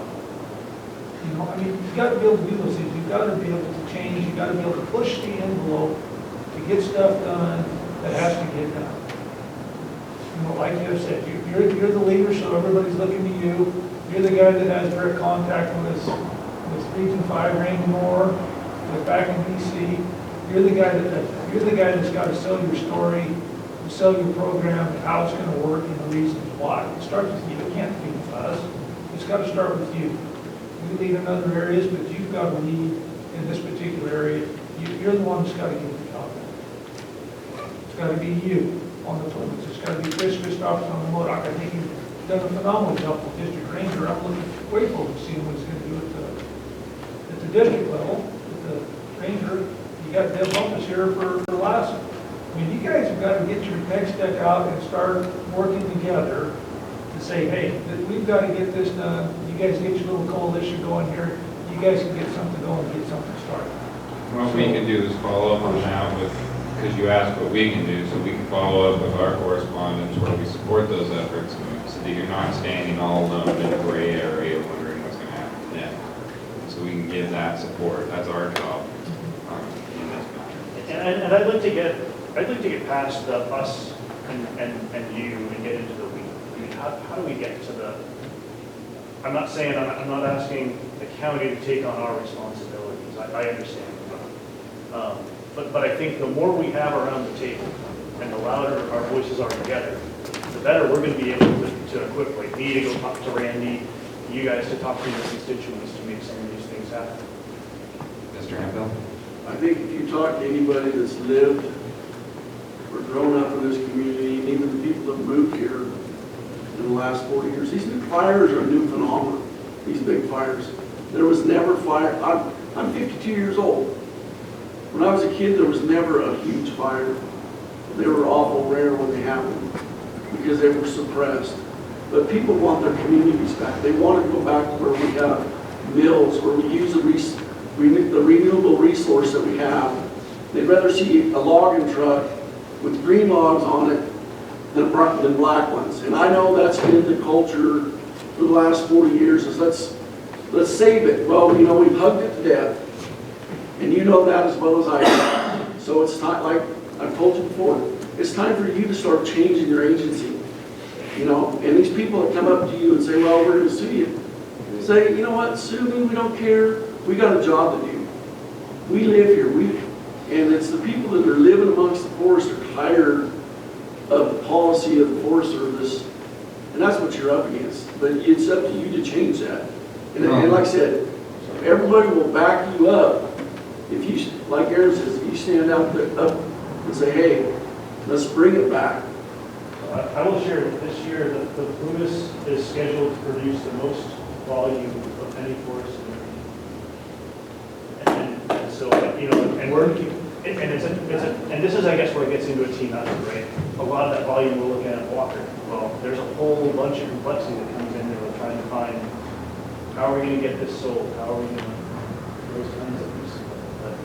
Right now, we're doing really well. Because that's where we've come in, for instance, when we've had time to put into the synthesis, you know, those efforts when we put in our part, and what we often speak about, or our staff does, is the economics of it. And yet, that's the one component that does seem to be missed or ignored. And so if you're able to accentuate that or even pay attention to it, that's the job at hand. Do I have any other comments on the matter, or should we move to the declaration, and then you folks are gonna come back to us in a more timely fashion with the full, like I say, we appreciate coming down here to give the word, but what we want to see is a detailed breakdown of what, who knew what when, and when the resources went in. I know Tony sent that in, I recognize that you're still fighting the fire, but we're gonna follow that up, and we're gonna expect it in a timely fashion. That's like 30 days. I have a question for Richard. Yes. Okay. Richard, So thank you, gentlemen. what was the information stream like coming out of the Plymouth Forest to you as the CAO of Lassen County? Well, frankly, my communication was directed to Silas, Rojas, our OES coordinator, for the most part. Yeah. And most of that communication, I understand, came through CAL FIRE. So we didn't have a good stream of information coming from the Plymouth on what was going on. When. I think at least early, that's a fair statement, at least early on in the incident. There's something we can improve really. Right, and we're gonna be able to point that out once we have the actual document. Yeah, we'll include a big portion on that as well. My understanding is that, and you can correct me if I'm wrong, that CAL FIRE actually initiated their own response prior to receiving requests for mutual aid from the local surveillance committee, and that's generally who our communication is with. We all had, like Chief Grove mentioned, we all had upwards of 30 fires in our own jurisdictions. Plymouth had, I believe, Brad about 30. The last one I think had 38, which is twice as many fires, over twice as many fires as we have fire engines and crews for. So, and Supervisor Bumpus' for from the last one, she was right at 30 as lead too. We were almost evenly spread, and all of us were overly committed, not counting all the stuff we'd already sent towards the Bay Area and to the west, where as the lightning came onshore from the coast, it already started multiple fires. So, not trying to make excuses, but we were all way past our normal drawdown levels at that point. Chief Grove's second in charge of fire, and Q2 was communicating with my operations chief Caldwell. As well as with Silas and the Sheriff's Department, Mike, they were making phone calls and talking about what was going on Monday as this thing unfolded. Yeah, so we all had everything we had committed, and then we had to start reprioritizing. So we started peeling out resources that we could, and it wasn't an entirely self-initiated or uncoordinated response, but it was very different than like a Walker fire where it's the only fire going on at the time. So we had to really be creative to get resources. Stuff locally was still committed to Loyalton, as well as some of their stuff. We had stuff all the way that already headed to Santa Clara.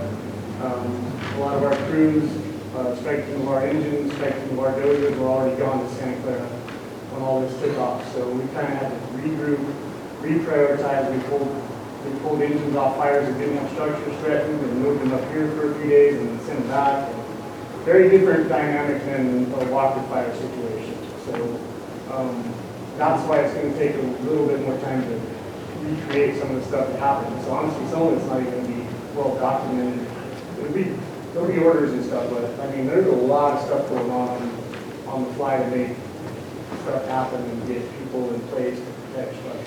And that happened actually on both sides of the house. And the CAL FIRE side did a good job trying to get that, and so did the Forest Service, get some of those assets there.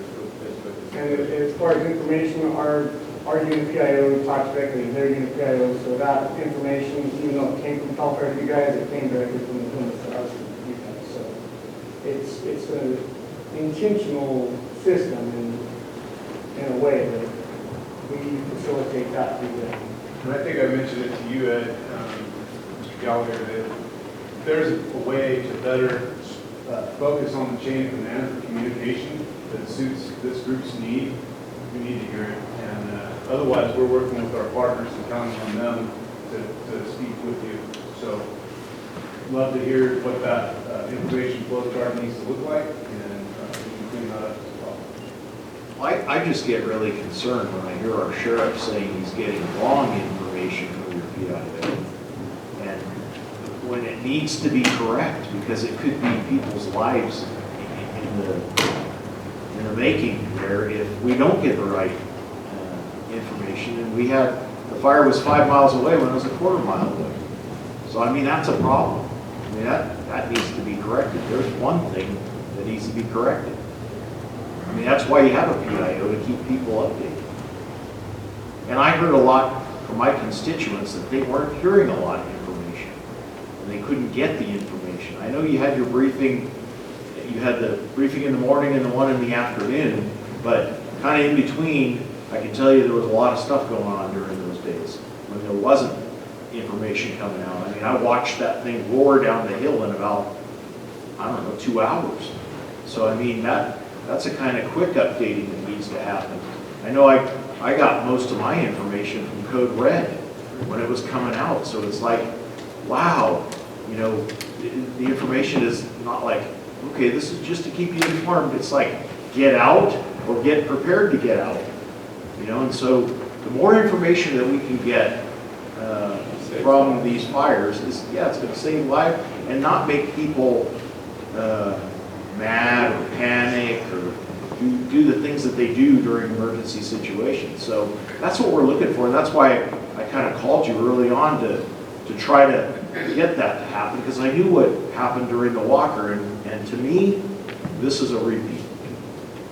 I'm hearing kind of three things. One is what happened as it unfolded, kind of operational.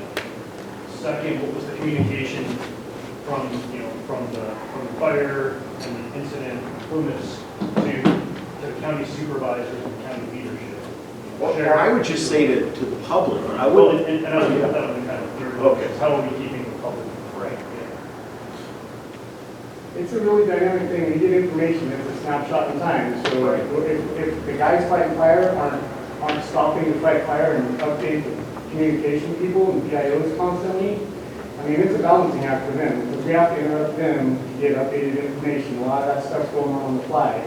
So whatever they PIO give you is what the guy on the fire line gave them the last time they talked. And at some point, things continue to grow, and the PIO is kind of left behind until we update them again. So in a really fast-moving, dynamic situation, the sheriff Brown's making calls, and when he sees the threat that's hit a point and the rest of the world haven't heard about it yet, that's the current information. Silas was updating as fast as he could. We're trying not to give conflicting information. It's a coordinated thing, and sometimes it's a little behind when it travels the whole circle into the PIO, and then you guys hear about something because somebody right on the line is feeding you that live information, basically. And multiply that by 3 or 4 different fires where we've got one PAO and around whoever we had who has some PIO experience and saying, you're on the Claremont, you're on the whatever. And not excusing lack of communication, but there's a lot of that we kind of talk through and see if we can do better. That might be a new logistical thing we need to put together for lightning fires. You have these people trained so they can do it. And Chief, you and I know that when stuff is happening quickly, you need to get the information out, you can. And it needs to get out quickly. And so, you know, I think 5 miles and a quarter mile are pretty different. Anybody else? Sure, please, to see the Oh, the sheriff, yes. So I got a few things. So like Chief Paxton's saying, you know, there was a real dynamic event on the information side. You know, early on, there were some communication barriers or issues. But I want to thank Team 1 for their help, and I really think early on, you know, some of the issues were identified, and bringing CAL FIRE on and unified command on this side of the hill really made a big difference. And once that was established, things really improved quickly. The hard part, though, is everyone understands here that, or has seen how fire behavior in our county is really unpredictable. So as far as like getting information out, a lot of times it's, the only real relevant new information might be if now if you're in a hazard area and need to evacuate or be ready to leave. So it's really, I don't know, it's really dynamic environment. And I lose track of days and dates and how everything what happened on each day. But a lot of the time we were just really running and trying to stay ahead. And we really tried, like on the evacuation side of things, we really worked closely with the team. Our local CAL FIRE and Silas Rojas was great. We were together much of the last few weeks and evaluating, conducting these evacuations. And Lisa Bernard is the one that was in the background on the code red. And I'm telling you, we were calling her sometimes every 15 minutes with an update, and she was cranking that stuff out as fast as she could. And our top priority, we instead of doing mass evacuations, we really tried to identify those immediate areas that really had to evacuate or had to be under a warning status, which is different than the way we've done some prior.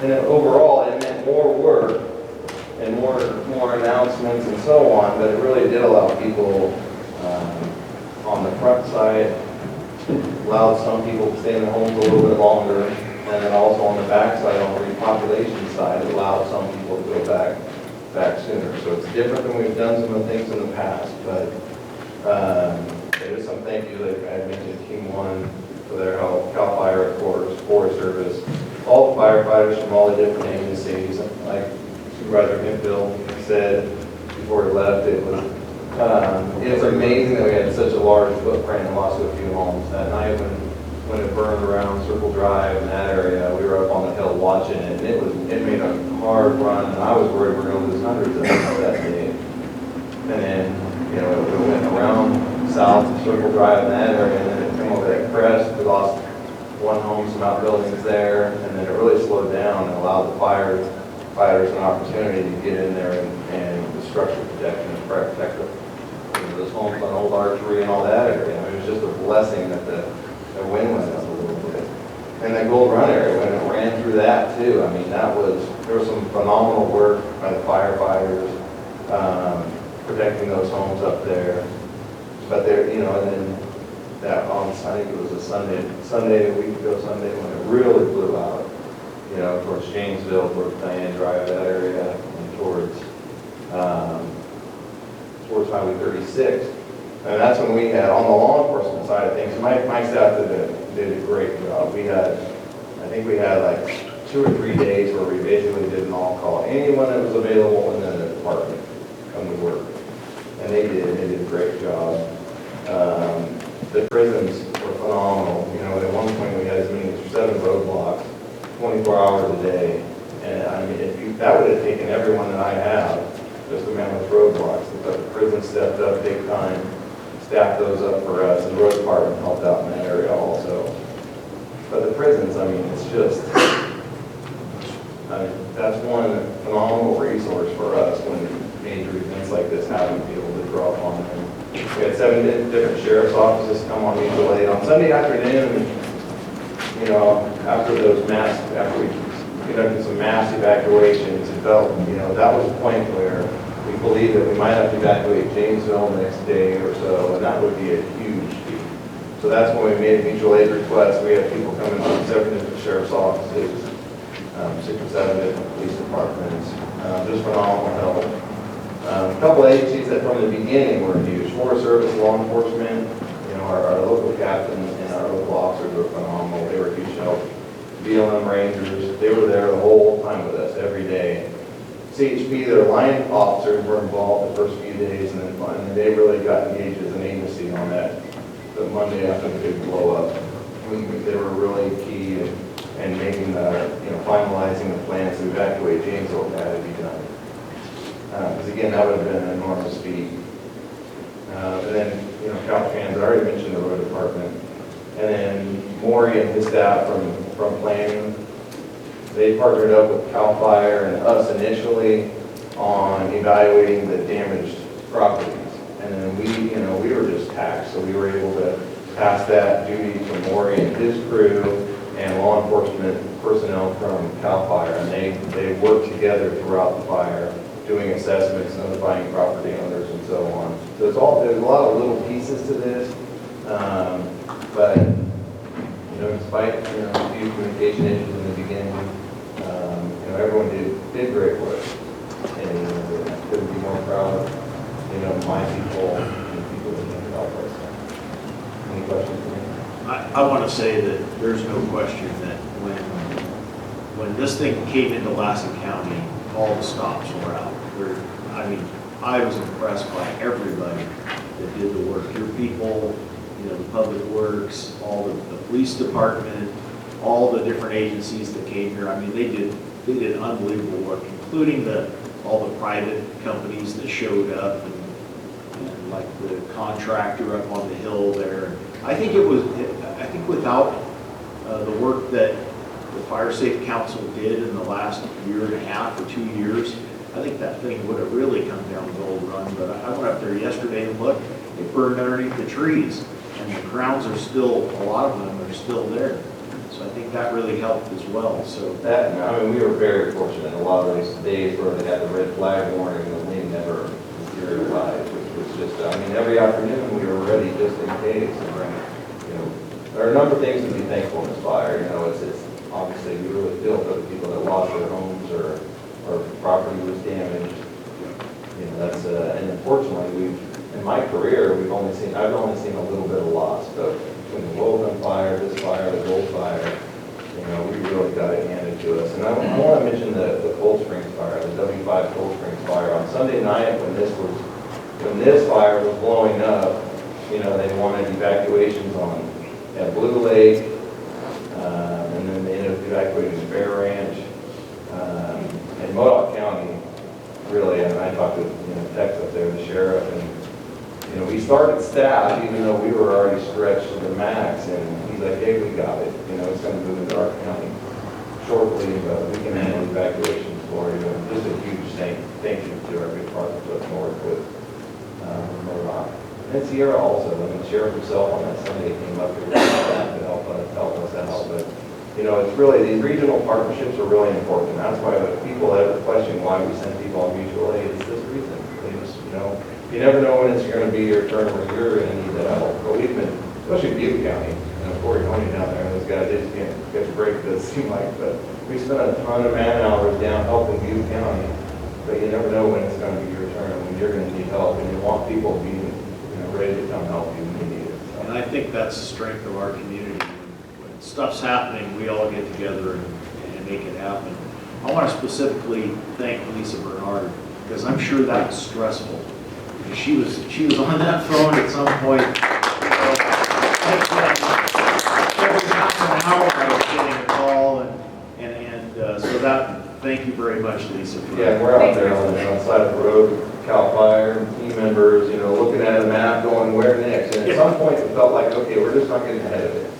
So we had to go a little bit bigger. But yeah, you're right. Lisa was phenomenal. We already had some plans for some other options. A lot of people, have a hard time understanding, what we mean by the description we're trying to put out. We're doing the best we can, but we're going to end up putting together just some maps of the dry erase covers that we can sit there with the dry erase marker and color in what's under warning, not in a hurry, take a picture, post it on Facebook. But some people just have a hard time understanding some of these geographic descriptions and roads. They don't know the roads like our guys.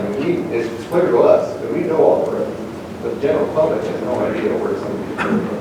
I like the fact that I didn't know Code Red actually went to text as well, and I got an email as well. So maybe that's something that people need to know, is that not only does it go to your voice phone, but you get a text and you get an email. So that made it nice, so that if you didn't quite get it all the first time, you could at least read it. Yeah, at least I just picked it up on, this was a Sunday?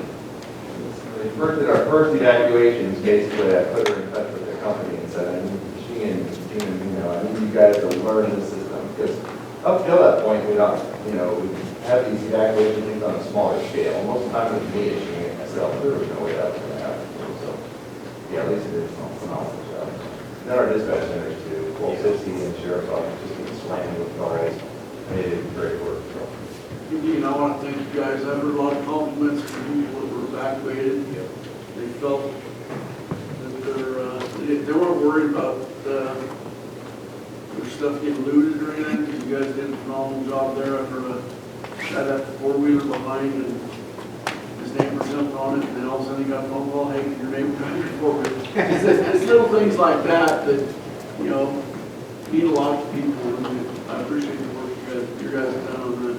Yeah, thank you. And at one point, we had, I don't know how many thousands of people under warning or evacuation orders, but it was massive for our county, and that's a big deal. And that's why we had those saturation patrols, and that's part of the reason we have the people laid here. It's not just to help people pull out their homes, it's to make sure they're secure while they are evacuated.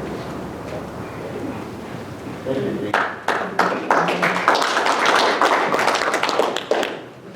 And by the same token, I got a comment that, when you get done with being sheriff, you can take your detail and go over there and guard the boat, because you guys did a phenomenal job, just as Jeff just said. That was a comment, you can go guard the boat. So, good job. Do I have any other public comment? Mr. Kroll. Mr. Chairman, Chris Cole. Two words come to mind here. Thank God this is over with, and there was a small loss. But I'd also like to thank our sheriff, Dean Brown. He's a remarkable sheriff, and he's remarkably humble, and he's been spectacular through all of this. I was at the college at about 11 o'clock at night, and I ran into him in the parking lot, and I said, "Can I interview you?" He said, "Well, I'm kind of evacuating my house now." So he really did a good job. He was very, very lucky to have Dean Brown as our sheriff. So thank you, Dean. Thank you. And I forgot to mention, we are lifting all evacuation warnings today. Should be due. They will go back to the office initially. We've captured it in. Do I have any other public comment? Yes. Please. So, Oh, you gotta give me your name. I said please take. Oh, I missed it. I apologize. You got it. I got you. I think what we've all learned here this year, as well as last year, and I hate to say it, but I'm just going to be brutally honest. If you live near or around the Plymouth National Forest, every time you see a lightning strike, every time you hear of a single smoke, you need to start moving your animals and packing your house, because 3 days later you're going to have fire in your backyard, 2 years in a row. This is not acceptable. It's not acceptable in any way, shape, or form. Thank you. So I'm going to bring it back up for the, I think we're all here for this one to ratify the emergency. Second. I have a motion and a second. Yes, proclamation of local emergency. All in favor? Aye. Opposed? Motion carries. So we've got two more items on the agenda. We got H2 and H4. So you want to skip to H4? Mr. Gallagher would like to do H4, so I think we will. Hey. So we're looking for media leaders. Who's going to do this one?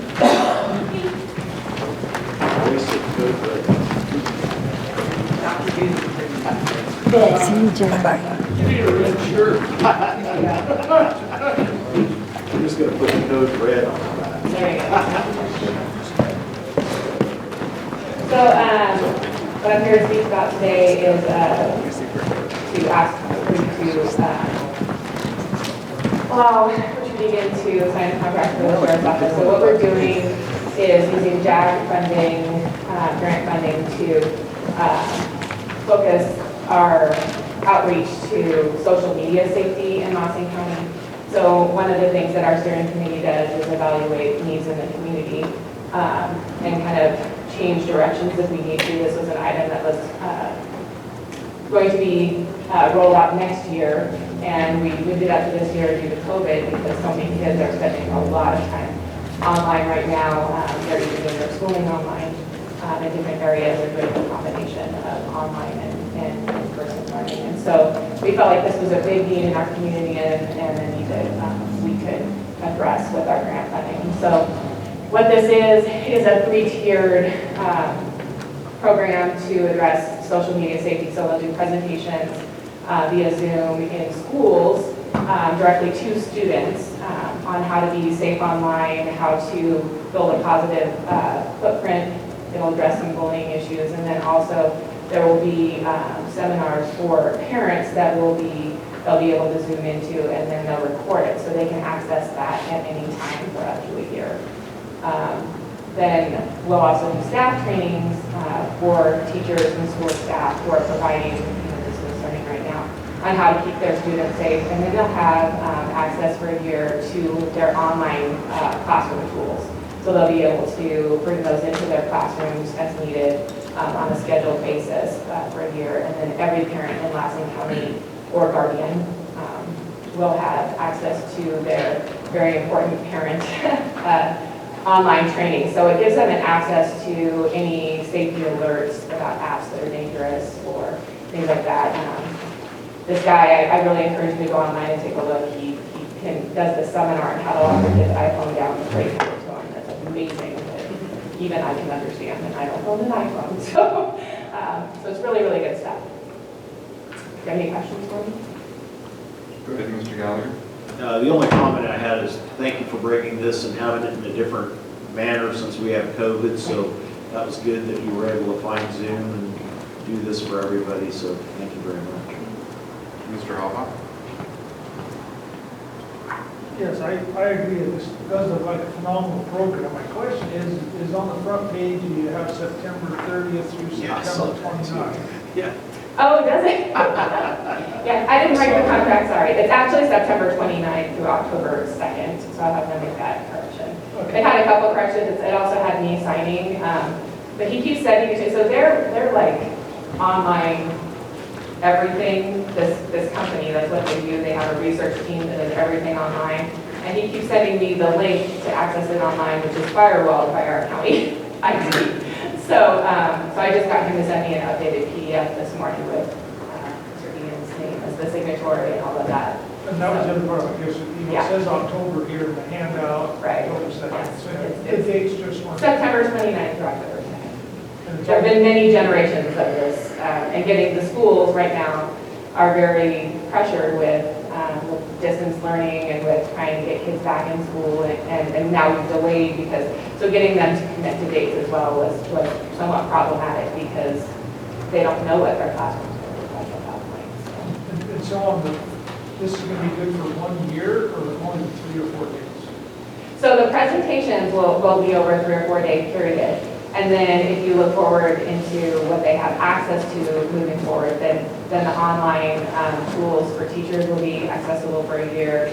The parent seminars will be accessible for a year. And parents will have memberships to this VIP where they can go in and access all the online information. They can get updates in their email about dangerous apps and things like that for a year.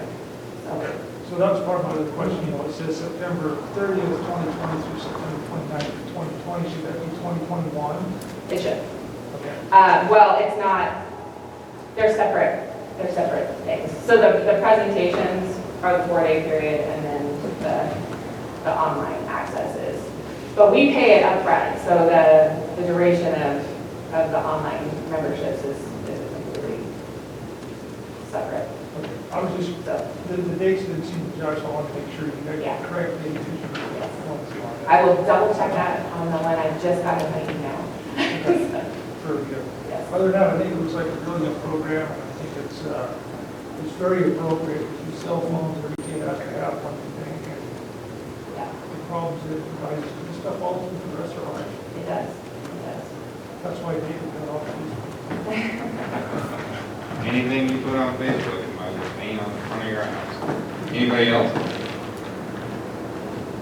That was Chairman, I would do we find the right verbiage. The written contract, I'll direct the ZA up next week. Second. Mr. Hammond seconds. Public comment? All in favor? Aye. Aye. Opposed? Motion carries. Thank you. I got one last thing. Oh, please, the last word. Hope Jeremy picks up and runs with this deal to get the word out. It's very important that these kids, I mean, they have no idea how dangerous this all They don't. Well, and the nice thing about this too, it meets all the LCAP requirements for human trafficking, training and stuff, so fills a need for the school too without them having to spend their own funding on it, so, yeah. Thank you. Thank you. Do the schools know that, Lisa? They do, yeah. They discussed it in the administrative meetings. So we will move then to item H2, the fair manager's report. Mr. Wolfgang.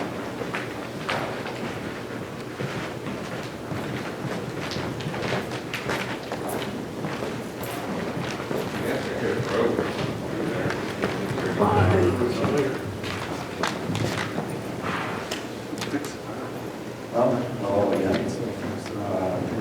We've been working on, obviously last year we didn't have a fair, and some of the contracts that we wanted to give back to the people that we had contracts with last year. We started that already. We've got, staff has done 8 contracts, and we've got 4 back so far. And for the ground entertainment for 2021. So, Friday night show, Carl Leo was supposed to be out, they were gonna come back, but they've got some, they've already hooked up with Friday on 2021, so I put out a deal to our buyer to see if they can come on Saturday instead of Friday, so I got that, or they have got that from me on that. Yeah, we're waiting for the agency to get back to us.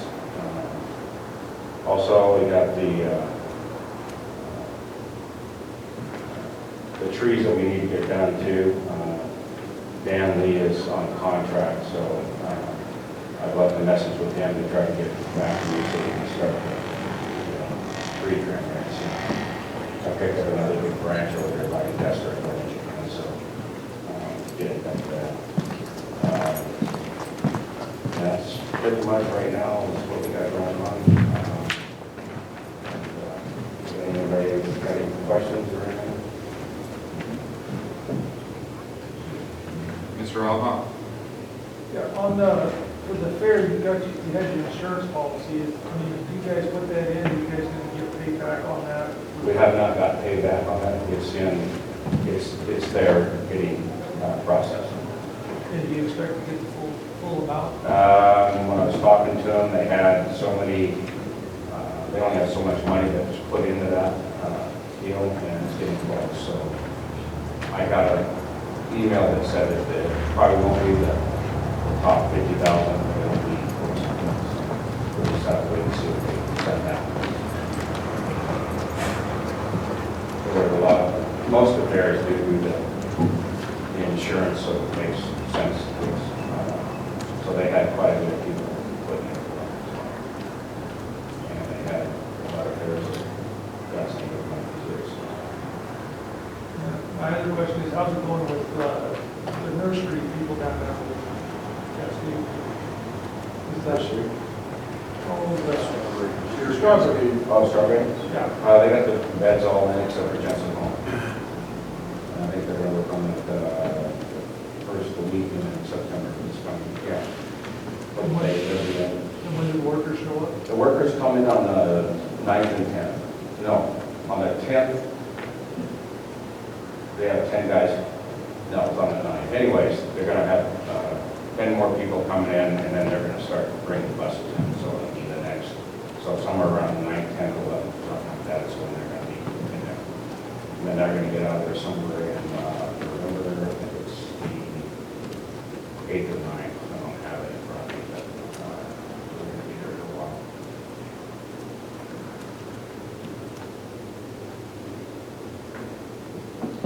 Mr. Gallagher? I see a quote for a new mower, a zero-turn mower in here. Yeah, I'm gonna, I gotta put it on the agenda for you guys. Okay, and have you gotten any more bids on that besides just from Fall River? No, I got 2. I got one from here and one from over there. Okay. And then Tractor Supply, they don't carry those, and neither does Ace. Ace doesn't have a big mower out there. So I check with them. That's what we got for today.